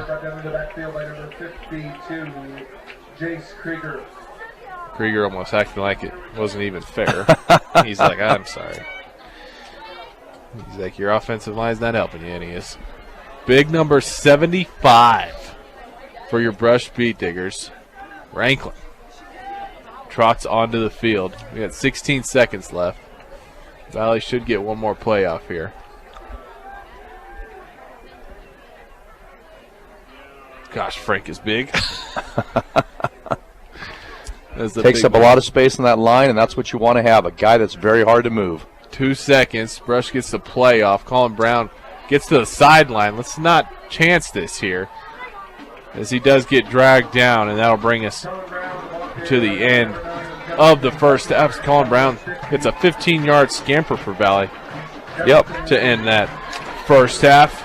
48-6 is your Brush lead. We'll take a quick timeout, come back with a quick recap right here on 1010 KSR, KSR.com, and Eastern Plains Sports Network. Welcome back into the Brush Beat Digger halftime show, brought to you by whoever you want it to be brought to you by. We don't have a sponsor. At halftime, your Brush leads 48-6 over the Valley Vikings. Give you a quick rundown of the stats here. Kyle Wellen, 35 yards on 3 carries. Cesar Hinojos, 50-something yards and 2 touchdowns on 5 carries. Ty Griffith has got himself right at 100 yards and a touchdown. 2 carries of 45 and 51 yards helps out with that. Jace Krieger and Jonathan Becker each have 36 yards on 2 carries. Jace has got a touchdown. Hondo on the night is nearly perfect. He's 5 for 6 through the air with a couple of touchdowns. Moriarty's got himself 2 receptions and a touchdown. Austin Sisk has got himself a reception and a touchdown. As for Valley, not much to speak of. Their leading rusher is Colin Brown. He's got 5 carries for 21 yards. That last carry at the end of the first half was their biggest play on the ground at 15 yards. Their quarterback is 4 of 14 for 51 yards. And Mendoza has got himself 2 receptions on the night. Ron, give us your thoughts on the first half. Well, once again, started off a little slow. And just in the tradition of Brush football, at least this year anyway, they start putting things together, and all of a sudden it's down the field. Big plays, okay? Big plays, and also a great, at certain times, being able to call a pass play that's, big yardage that sets up touchdowns for Brush. And then, of course, you look at the series, they had the ball a total of 7 different times, and they had 2 series here. One series was 2 plays covering 65 yards, 65 yards and a touchdown. And then another play was that pass play to 60-yard touchdown pass play from Hondo to Sisk. And that right there just pretty much, sums it up as far as what the team is all about. Big plays, score touchdowns. And now we're into a running clock, so that's going to definitely help everything as we continue on the second half. Absolutely great first half recap. Now, if you listeners don't mind, we're going to turn it over to one Mr. Atkoska, and he is going to walk you through the halftime homecoming festivities. Austin Sisk. Parents are Sarah and Scott Metzger. One of my favorite memories of high school life is when we went online and I had Sam, Q, and K-Dog over, and we did school in my hot tub. And he's a fan of football, wrestling, and baseball. And at a high school, he planned on going to college to get an aviation degree and later become a pilot. Again, Austin Sisk escorting Cassidy Griffith.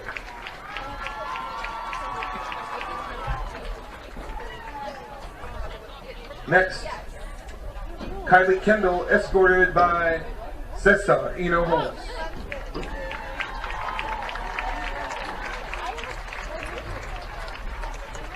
Kylie Kendall, her parent is April Kendall. At a basketball game, Caden Schwitt made wooden beat knife, and Kennedy was hitting on it on the railing, and then the sharp end flew off and almost hit a cheerleader in the head, and we were starting to freak out, trying to hide from the cheer coach. It was confiscated, and we did apologize. It's one of her memories. She'll be playing tennis in the spring, and she has been a part of FBLA for all 4 years of school. She's planning on attending college in Texas and seek a career in the medical field. Again, she's escorted by number 28, Cesar Hinojos. Parents are Samuel Hinojos and Maria Hinojos. The atmosphere is one of his memories here of every home basketball game when everyone is cheering and going crazy during our games. Sports, football, basketball, baseball, and trying to join track this year. Clubs he's involved are in Student Council, Fellowship of Christian Athletics, and FBLA. He plans on going to a junior college to hopefully play college basketball there. After basketball, I will be pursuing a degree in construction management. Again, Kylie Kendall, escorted by Cesar Hinojos.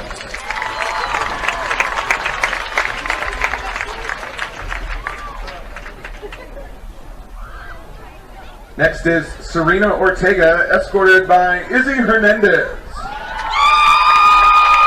Serena Ortega and her parents are Stephanie Garcia and Samson Ortega. One of her memories of high school life was fight night during my freshman year. And then she is involved in cheer and talent search.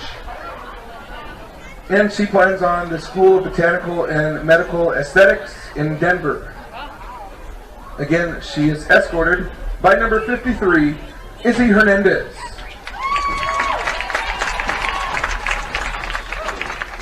His mom is Maria Hernandez, and one of his favorite memories is when I got a couple of my buds to go shirtless to a basketball game. Even though we got talked to, I would do it again in a heartbeat. And I plan to do it again this year. Sports, he plays football as well as baseball, and he's also involved in Student Council and FCA. He plans on attending a trade school and be pursuing a vocational degree to become an electrician. Again, that's Serena Ortega, escorted by Izzy Hernandez.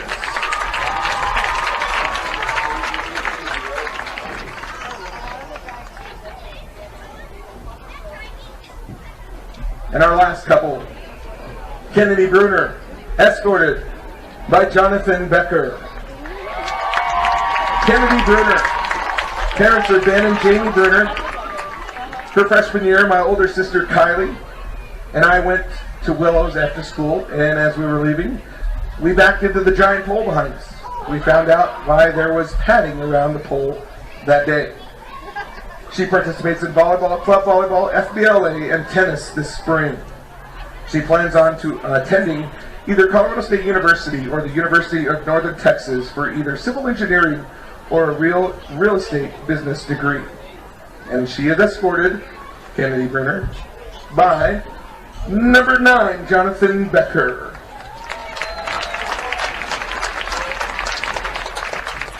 His parents are Heath and Suzanne Becker. One memory in high school? Quarantine. This kid's worth 1,000 words here. What sport? Football. Plans? He's going to join the Marines. Job infantry. Again, that's Kennedy Bruner, escorted by Jonathan Becker. And now, the moment we've all been waiting for. Your homecoming king, 2021-2022, Jonathan Becker.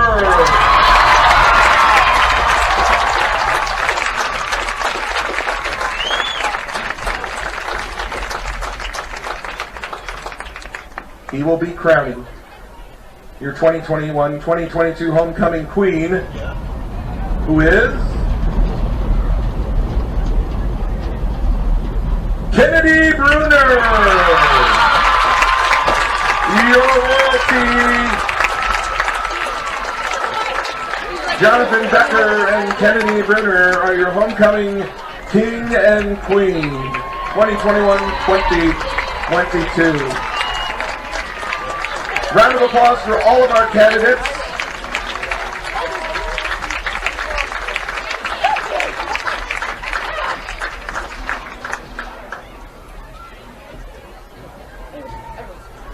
Don't forget, tomorrow night is the dance at 8 o'clock.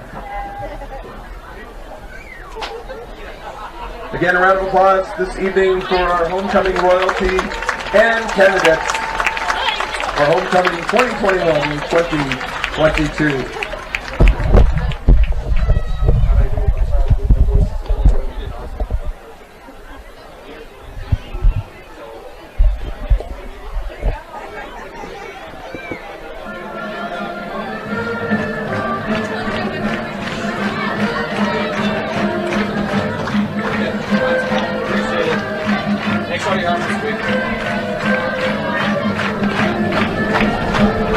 Rose?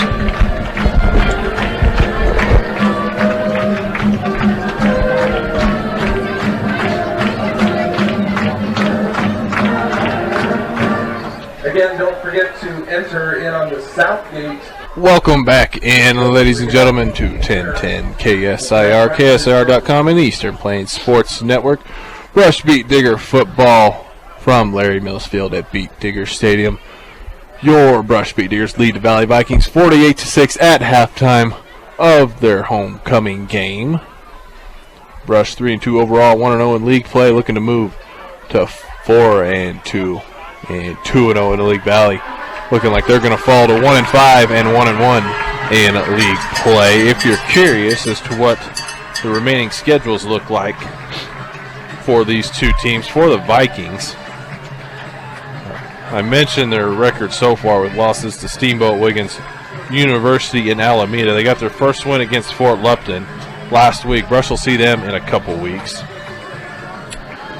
Up next for the Vikings, they'll play Weld Central at home, then Sterling, and then Platte Valley on the 30th to wrap up their regular season.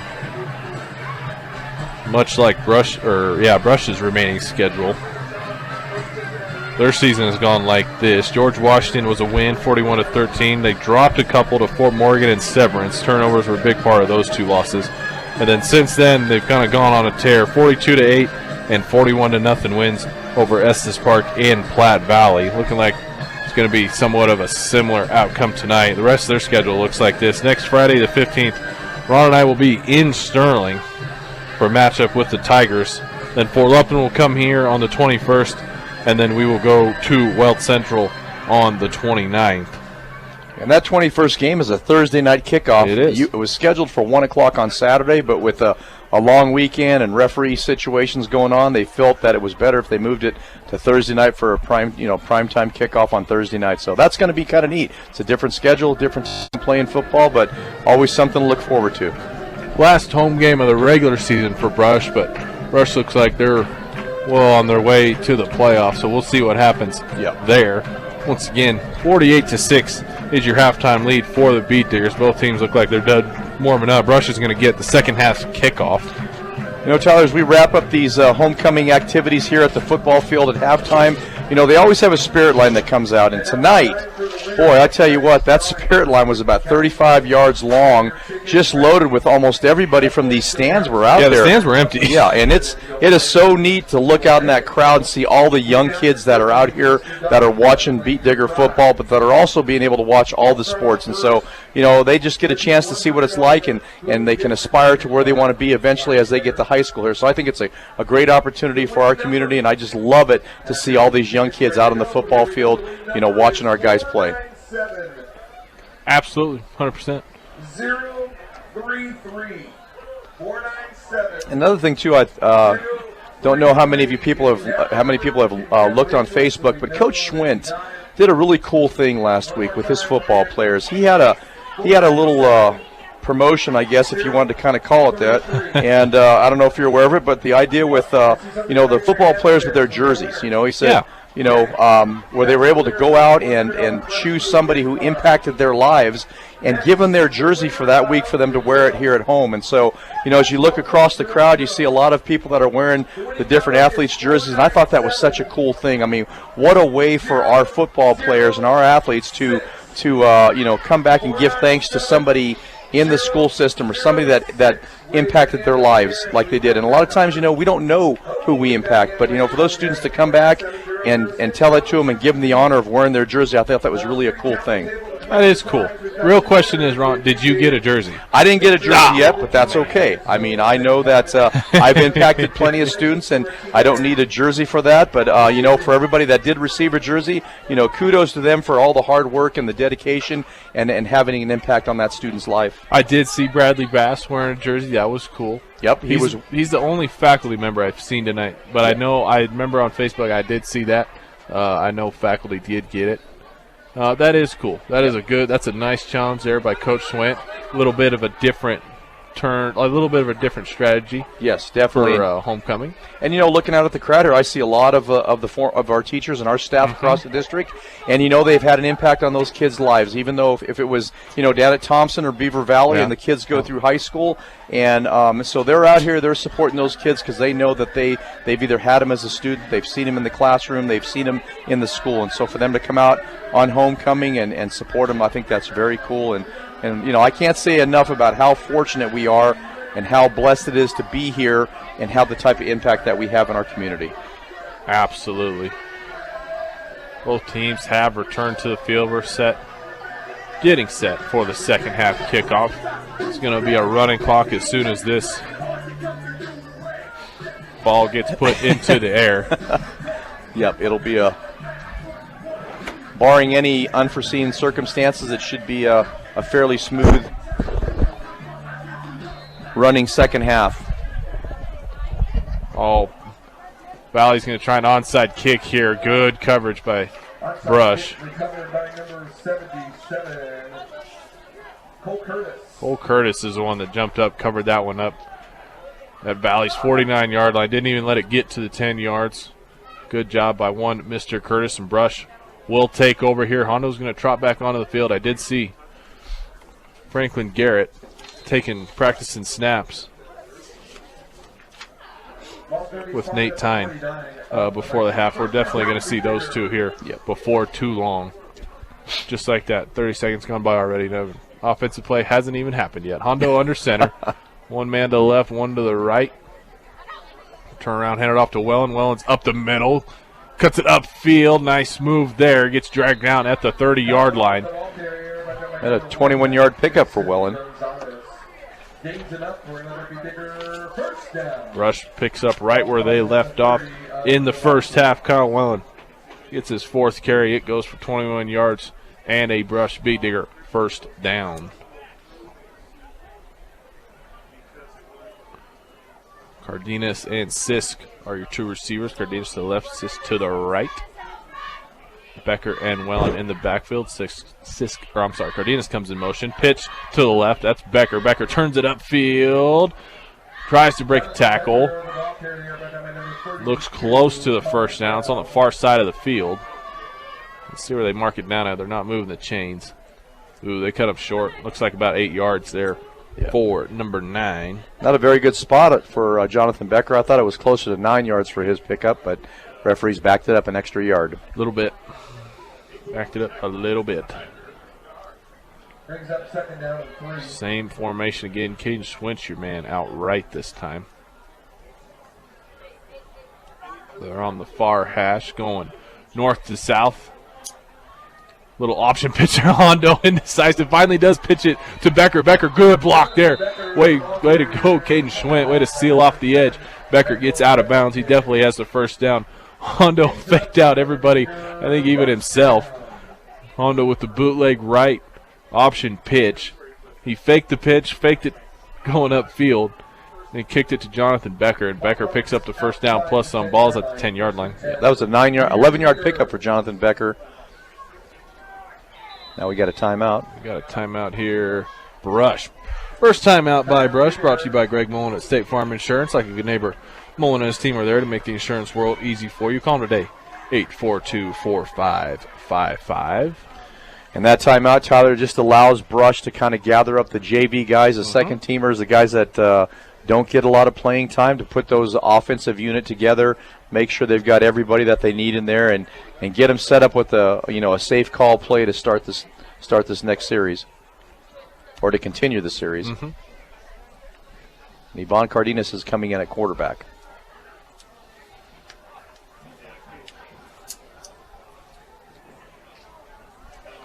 We're going to have to get our rosters out for this, for sure. It is indeed Cardenas in at quarterback. Becker still in the backfield. Hunter Proctor is the receiver out to the left. Luke Ferguson is your running back in motion right to left. Turn around, Cardenas keeps it himself and gets dropped in the backfield. He's going to lose about 4 yards there. Number 7, Manuel Cervantes. Cervantes in on the tackle. 57, Isaiah Robinson.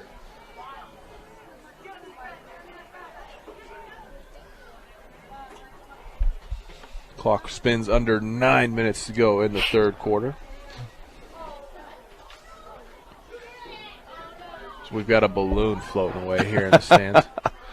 One of those homecoming. Yep. End up in somebody's field somewhere. Man in motion again, right to left. Pitch to the left, that's Becker.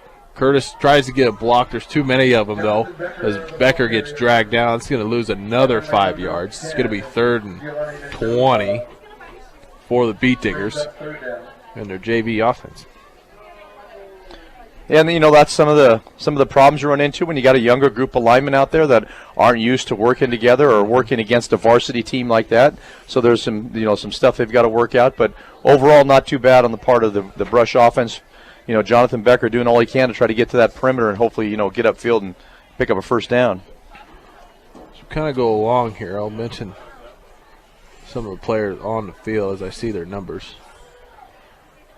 I think I said it before. Luke Ferguson in there. Your tight end is number 21, Wiley Eicher.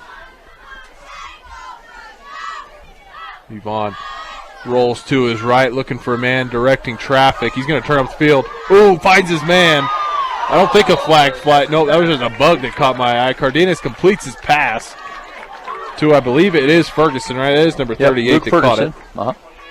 So Ferguson makes the catch and gets down. Oh, they stopped him just shy of a touchdown. It's inside the 1 yard line. Give Cardenas and Ferguson a 20-yard pitch and catch there and a first down on 3rd and forever. 4th and less than 1 for the Beat Digger. So it's 4th down. The ball looks like it's inside the 1 yard line. So I mean it's going to be quarterback sneak time right now. Yeah. This thing, it's goal line or bust here. As Cardenas does try and sneak it in, and there's the signal. Brush punches it home for another touchdown, and we have ourselves a 50-burger on the board, 54-6, 6:40 to go in this third quarter. As one Yvonne Cardenas gets his second touchdown of the game.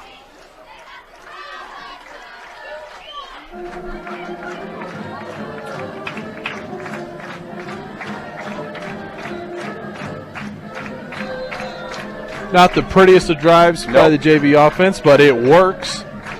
And Cesar is going to come in for the extra point here. Cade Schwidt's going to be the man to hold it.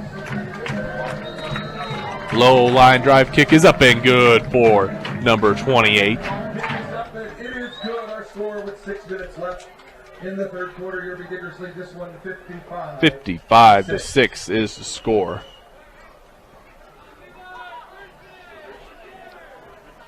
As Yvonne Cardenas leads a successful touchdown drive. B&B Appliance and Repair, from refrigerators to vacuums and everything in between. They have exactly what you need and service it to. B&B Appliance on Ensign Street in Fort Morgan. And another 7 plays, 51 yards, resulting in a touchdown. Yvonne Cardenas on a quarterback sneak to put the lead out to 55-6. Brush will line up to kick it off back to Valley once again. Brush going north to south.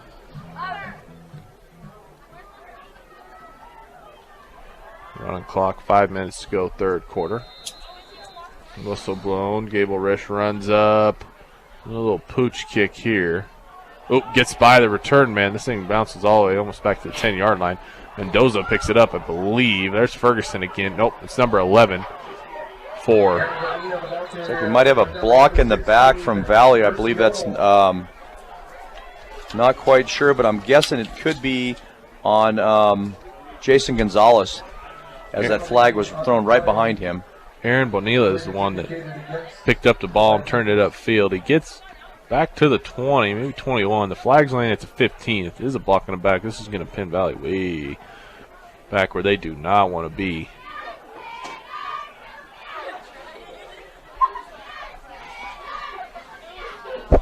And once again, you know, we've got a lot of our JV, you know, the guys that aren't the normal starters playing on defense. So this is a chance for these guys to come up with a big play right now, put some pressure on, maybe get a turnover. Rankin Garrett is your big nose tackle. Jonathan Becker's back playing safety here. Turn around, hand it off to Ramirez. Ramirez bouncing around. Nope, I'm sorry, that's Colin Brown. Colin Brown bobbing and weaving his way across the 25-yard line.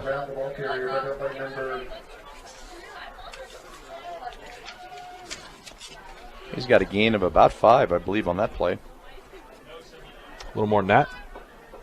Oh, give him 9. 9. 2nd and 1 for the Valley Vikings. Luke Ferguson comes off the edge, forces it inside.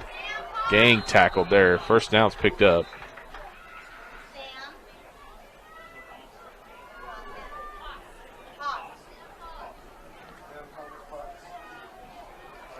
There's also some numbers I don't have names for. Number 79 in on that tackle there. He's playing defensive end. Samuel Thomas Poss, a There you freshman. go.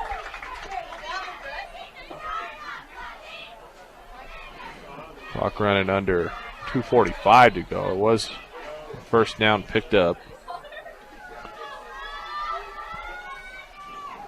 Valley looks to the sideline again.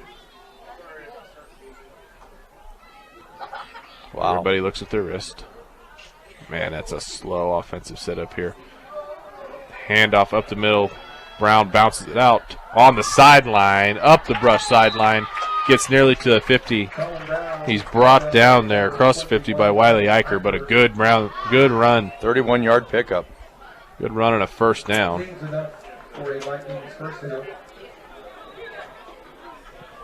Short of that kickoff return earlier in the game, longest play for the Valley Vikings tonight. The defensive end on that side, on the near side where he ran, got himself hooked, and so he wasn't able to keep outside containment. And Brown's pretty fast, so once he gets to that corner, it's just a race down the sideline.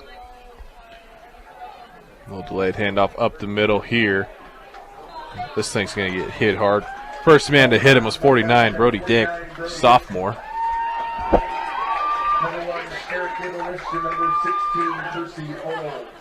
Gunnar Washburn in on the tackle as well. Big number 67 in the middle of that line.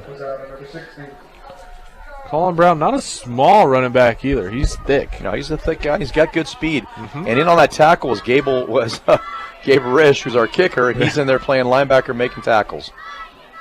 That's another thick body too. Yes.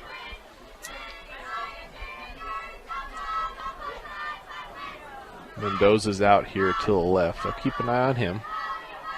Corner's playing just about a couple yards off. Backs up a little bit. Pistol snap.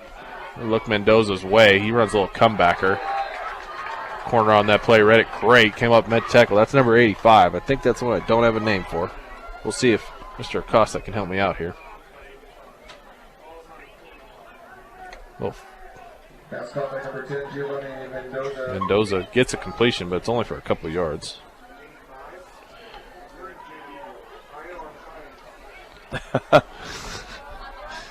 Yeah, we got guys that get added to the roster here, and we don't have their numbers. Yeah, we don't have their names. Number 85. Pistol set again. Colin Brown trying to get to the edge. He turns it upfield. I think he's got the first down. Give him about 7 or 8 yards. Ferguson in on the tackle. And believe it or not, that's the end of the third quarter. Yep. And he just trucked that defensive back for Brush right there. Put him flat on his back. He did. 55-6, the end of the third quarter. We'll take another quick timeout. Come back, fourth and final, right here on 1010 KSIR. Welcome back into Larry Mills Field in Beat Digger Stadium as Brush starts this fourth and final quarter on defense, holding a 55-6 lead. We got a lot of JV players in the game right here as they blitz. Coach Rosenbrock dialed up the blitz there on first down. And the freshman quarterback Adolph goes down hard. Sacked that time by Caden Castro from Brush. Nice to see him getting in on some defense there. He's a heavily played offensive guy. He does play some defense, but great job. Tanner Ludgate in here, a slot corner. He had that great interception last week. As Cole Curtis gets in the backfield, but the play's running away from him. It's Colin Brown turning his legs, getting up near a first down. They're going to mark him a yard short. Give number 32 9 yards on his 11th carry of the night. Make sure you stick around for your post-game show, brought to you by Stubbs Gas and Oil, coming up here very quickly. As Rosenbrock dials up another blitz, Ludgate come off the left side but missed. Should be enough for a first down just over the 25-yard line of Brush.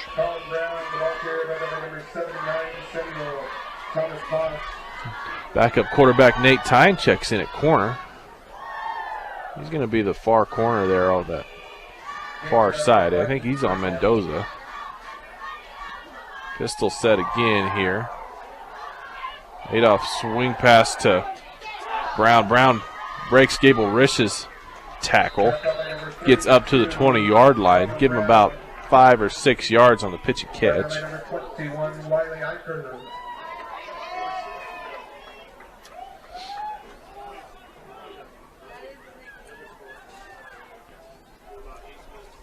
Four yards indeed.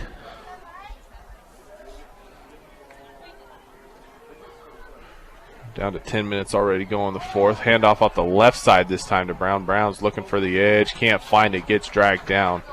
Close to the first down. They mark him short, I believe. Colin Brown, the ball carrier, by number 16. Perciolo, number 79. Samuel. Looks like he might be about 2 yards short, so picks up 2 yards on that play.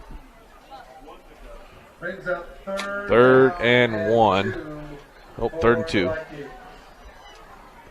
If they don't get it, I don't think Valley really cares to kick a field goal. No. So they got a couple more offensive plays yet. Two wide out right. He's looking right. He's going to the end zone. He's got a man wide open. Touchdown. Valley Vikings. Open. Yeah, that's the tight end, and he was never even touched coming off the line of scrimmage, and that's a touchdown. Very easy pitch and catch for Valley. On the reception is number 1, Jason Gonzalez. As Valley finds their way onto the scoreboard for the first time since their kickoff return early in the first quarter. That'll be about a 18-yard pass play.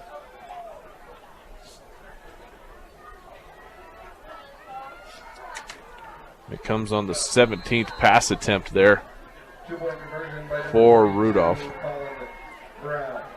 As Colin Brown punches it across for the 2-point conversion. 55-14 is the score. We're still in a running clock with 8:25 to go in the fourth quarter. Timeout. We have ourselves another timeout here. Timeout brought to you by Greg Mullen at State Farm Insurance. Like your neighbor Mullen and his team are there to make the insurance world easy for you. Call them today, 842-4555. Once again, stick around. Post-game show brought to you by Stubbs Gas and Oil. Ron and I will recap, look ahead to their game next week. And if you missed the halftime festivities with Homecoming, our Homecoming King and Queen this year, Homecoming King, Jonathan Becker, and Homecoming Queen, Kennedy Bruner. Congratulations to both of them, as well as their family too, Tyler. I mean, all the hard work, all the support you get from your parents, Absolutely. Taking them back and forth throughout their career to athletics and academics and supporting them. I mean, those guys wouldn't be where they are today without the support of their family and friends. And so, big kudos and shout out to their family also. I'm pretty new at the parenting thing, but I can already tell you right now, it's not easy. It's not easy, no. Yep. You're just on your beginning I stages. know. I have a 16-month-old. She's going on 16 years, I swear. That's kind of typical of baby girls, okay? Yeah, I can tell you that. I've raised 2 of them, and my son's the youngest, and, yeah, there's definitely a difference between raising those girls. I have heard. Kickoff here. No onside. Return man for Brush. Catches about his 15. He just takes a knee, gets up close to the 30, past the 25-yard line anyway. As Brush's offense will trot in, I believe we're going to see Nate Tyne in at quarterback number 7.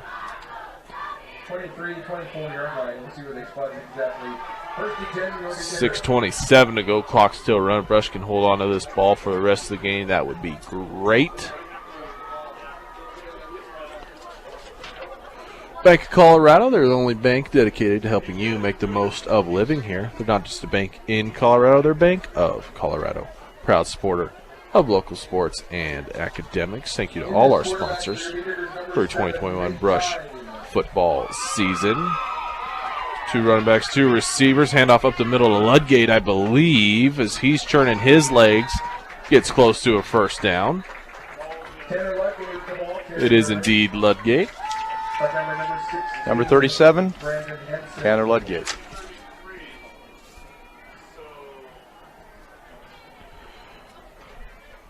Give Mr. Ludgate 9 on his first carry of the game. And there it is. That's the last spot in my stat sheet.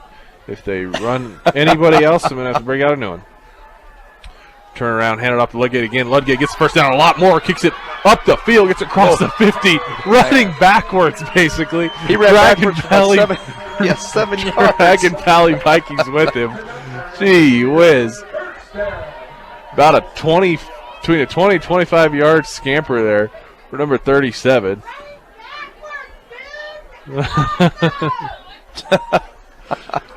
Lots of cheering out here in the crowds. We can see. Crowd hasn't gotten any smaller. No, getting bigger. Moriarty's Mom's out here yelling and hooping and hollering, supporting. Under 5 minutes to go. Into 4th. Nate Tyne, turn around, hand it off. Gets up near the 40. That is number 13 for your Brush Speed Diggers. That is Levi Cox. Just a nice little inside 30 trap. Pickup of about 4 yards and bringing up second down and 6. Maybe 3 yards on that play. Ludgate will jog off. Shaking his left hand. Hopefully there's no injury there. You don't want to have any injuries this late in the game. No. 49 jogs in. That is Brody Dick.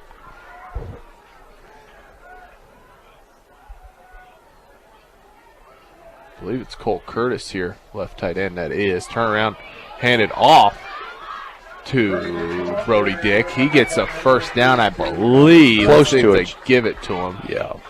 I don't see chains moving, so he probably picked up just 8 yards. So it's going to be 3rd and 1.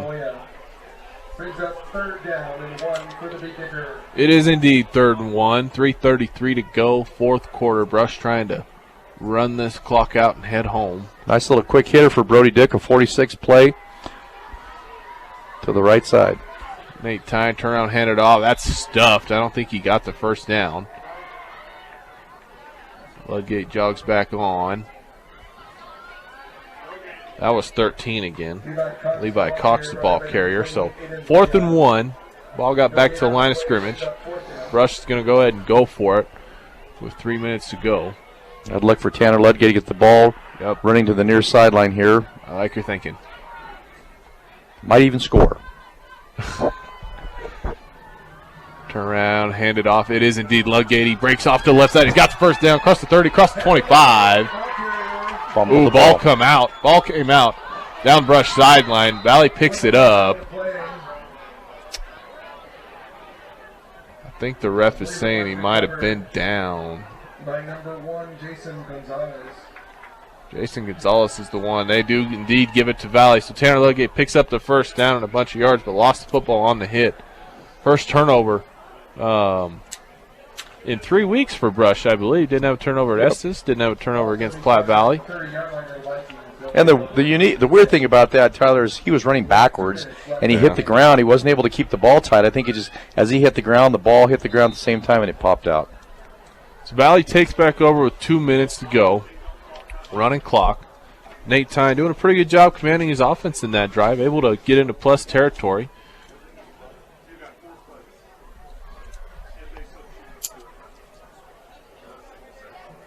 What would you give the over-under here in the last 2 minutes? I'm going to give Valley 4 plays. 3 right. Slow as their offense has been running, you might be about 2 play. Well, they shoot the ball. Was that pass caught? No, falls incomplete. Incomplete. That was a cool looking play. Receiver almost came down with a good pass there from Adolph. Pass does fall incomplete though. They might get 3 plays, Tyler. You're 3? right. Maybe 3. Yep. Maybe. I'll set the over under at 4. And I wasted a whole play sheet for just 1 line there. Darn it.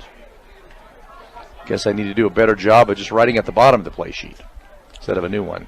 3 left, 1 right now.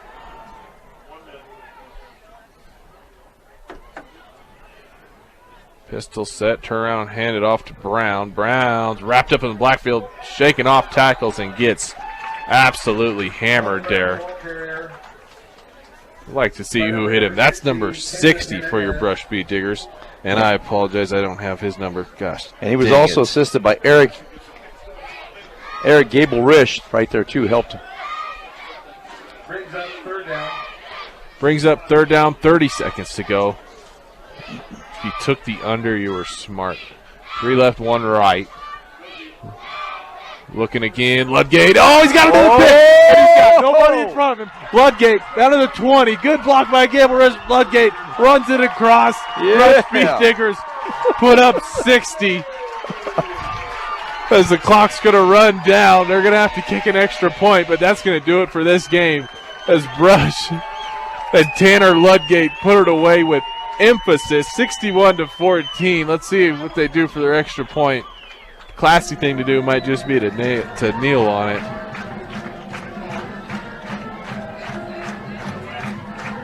He batted that down with one hand back into his body and then was gone. They're not going to make him kick the extra point. They're just going to let the clock run out.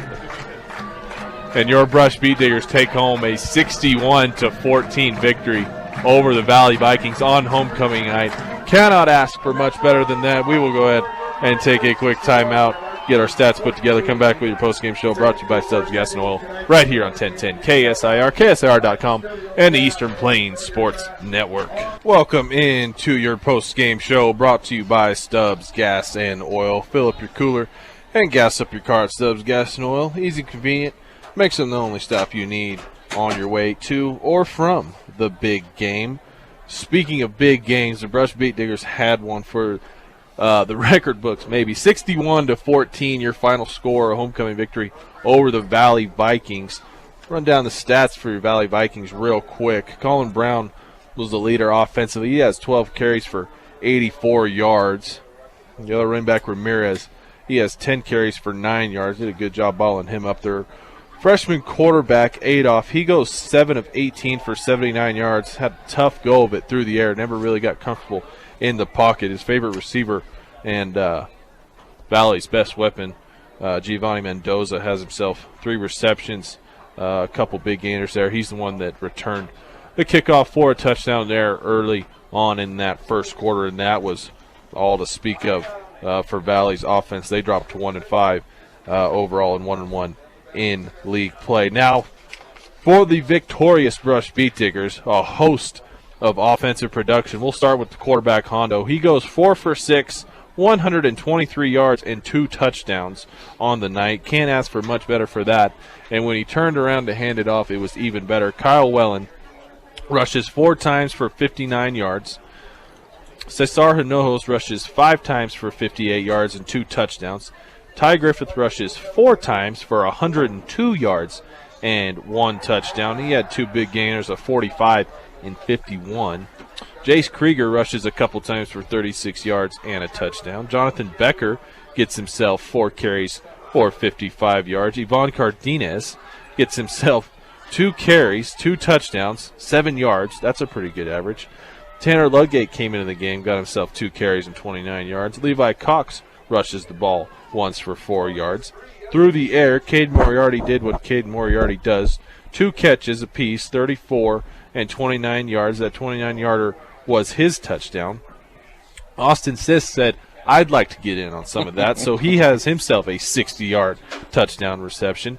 Caden Swinton had a reception, and then Luke Ferguson got in the game, got himself a 20-yard reception there that set him up for that second-to-last touchdown. And then the cherry on top was Tanner Ludgate picking off another pass right at the end of the game. Last week got really close, right down the visiting team sideline, couldn't bring it home. Tonight he gets it done. He gets in the end zone. Final score 61-14. Ron, that's a pretty fun game to watch. I mean, you pretty much wrapped it right up there, Tyler. You know, one thing I see as a common theme, Tanner Ludgate at the end of the game coming up big, right? You're right. I mean, that is just amazing for a kid, you know, for him to be out there and just be in the right position, the right place at the right time, and make a big-time play. So, you know, kudos to him and kudos to the defensive coach and the entire coaching staff for coaching those guys up, putting them in a position, knowing where they need to be, and then just letting those kids make a play. So what a great night, you know, to kick off our homecoming here and have the great crowd and come away with a score like that, you know, 61-14. I mean, that is just, you know, total domination on the part of Brush. Something else that I did mention, what really kind of set the tone early on, Caden Schwint taking back that kickoff return, setting them up inside the 5-yard line. It's like, well, this game's over. Yeah. I mean, that was a great job on him. Special teams, one little misstep there. They let Giovanni Mendoza get free along the sideline. He takes it home. Other than that, absolutely no offensive production out of the Valley Vikings. Once again, postgame show brought to you by Stubbs Gas and Oil. We see Coach Schwint making his way up. I'm sure he's going to be as humble as he's been. Looking ahead on their schedule, we'll sure talk to him. We're going to go to Sterling. Last I heard, Sterling was losing to Platte Valley by about a similar score that Brush beat Platte Valley last week. So that's where we will be next week as Coach Schwint is still making his way. Brush moves to 4-2 overall, 2-0 in their league. And I know he took his time coming up here, so he shouldn't be quite as winded as last time. He did. Here you go, Coach. Congratulations.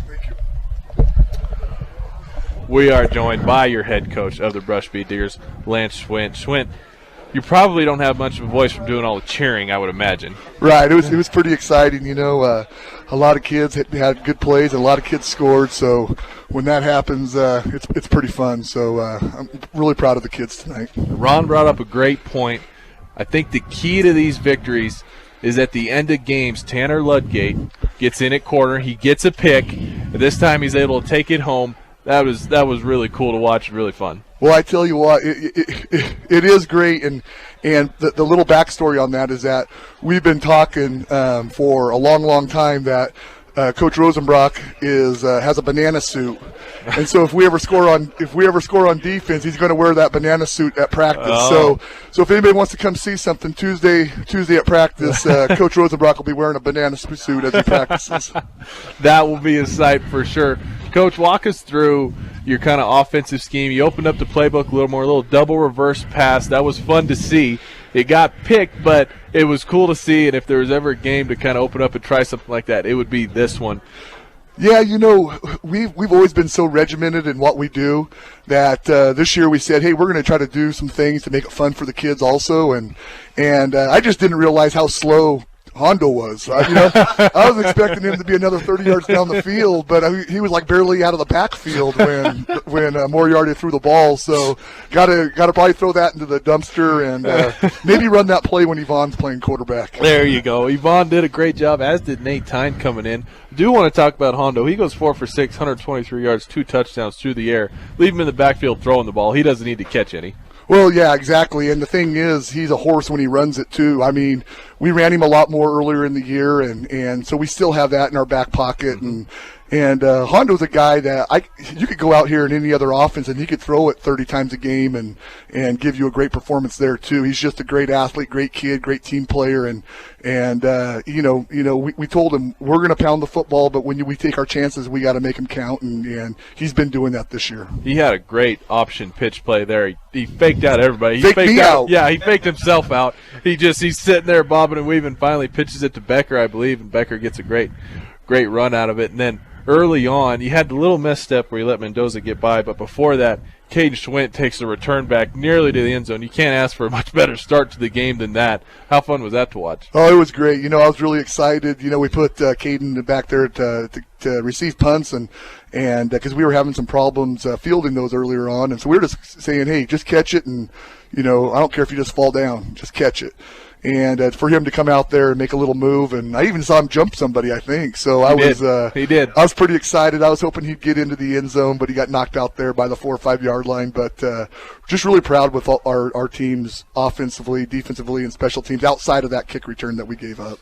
Before we look ahead to next week to Sterling, do want to mention, had a great talk about what you challenge your players to do this homecoming week. You want to talk a little bit about that, about giving their jerseys to individuals? Yeah, actually we decided that every home game our seniors will give their away jersey to a teacher that has impacted them over their time in school, and it's really been a great for our teachers, but also I tell you what, it's when you ask our kids, because we have them explain why they gave it to them and their history, and it gets pretty emotional at times, and these kids they totally respect what these educators have done for them, and it was a challenge that they don't take lightly. It means a lot to them, and so it was something that actually our coach Christian Valle came up with.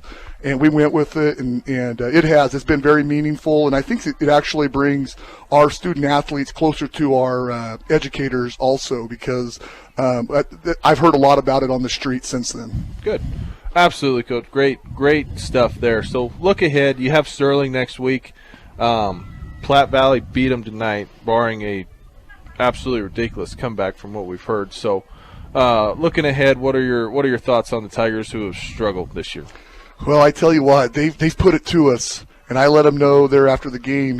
Sterling's been a team that for years we have not fared very well. So this next week is not an off week, and we're going to come out on Tuesday, work hard, and we're going to give Sterling the best game we've played all year on Friday. So I know we're not looking past anybody, and Sterling's been somebody that's beat us the last several years, and so they're the next one that's on our schedule, and so we're going to make sure we're prepared and we're ready to play. If I could translate that, I would say that we're not going to take it easy on Sterling. Well, I hope not. I told the kids, it's been a long time coming for us. We've been kind of the whipping child the last couple of years, and it's time that we start playing the way we know we can, and with that comes the responsibility of showing up every day at practice and showing up at the games and playing to our level, not to the level of our opponent. Right on. Great stuff from Coach Schwint, as always, fresh off 61-14 victory. Coach Schwint, good luck next week. We'll surely be talking to you again. Great. Thanks a lot, guys. Thanks for everything you guys do. That is your head coach, Lance Schwint, of your victorious Brush Beat Diggers. As I said, they moved to 4-2 overall, 2-0 in league play.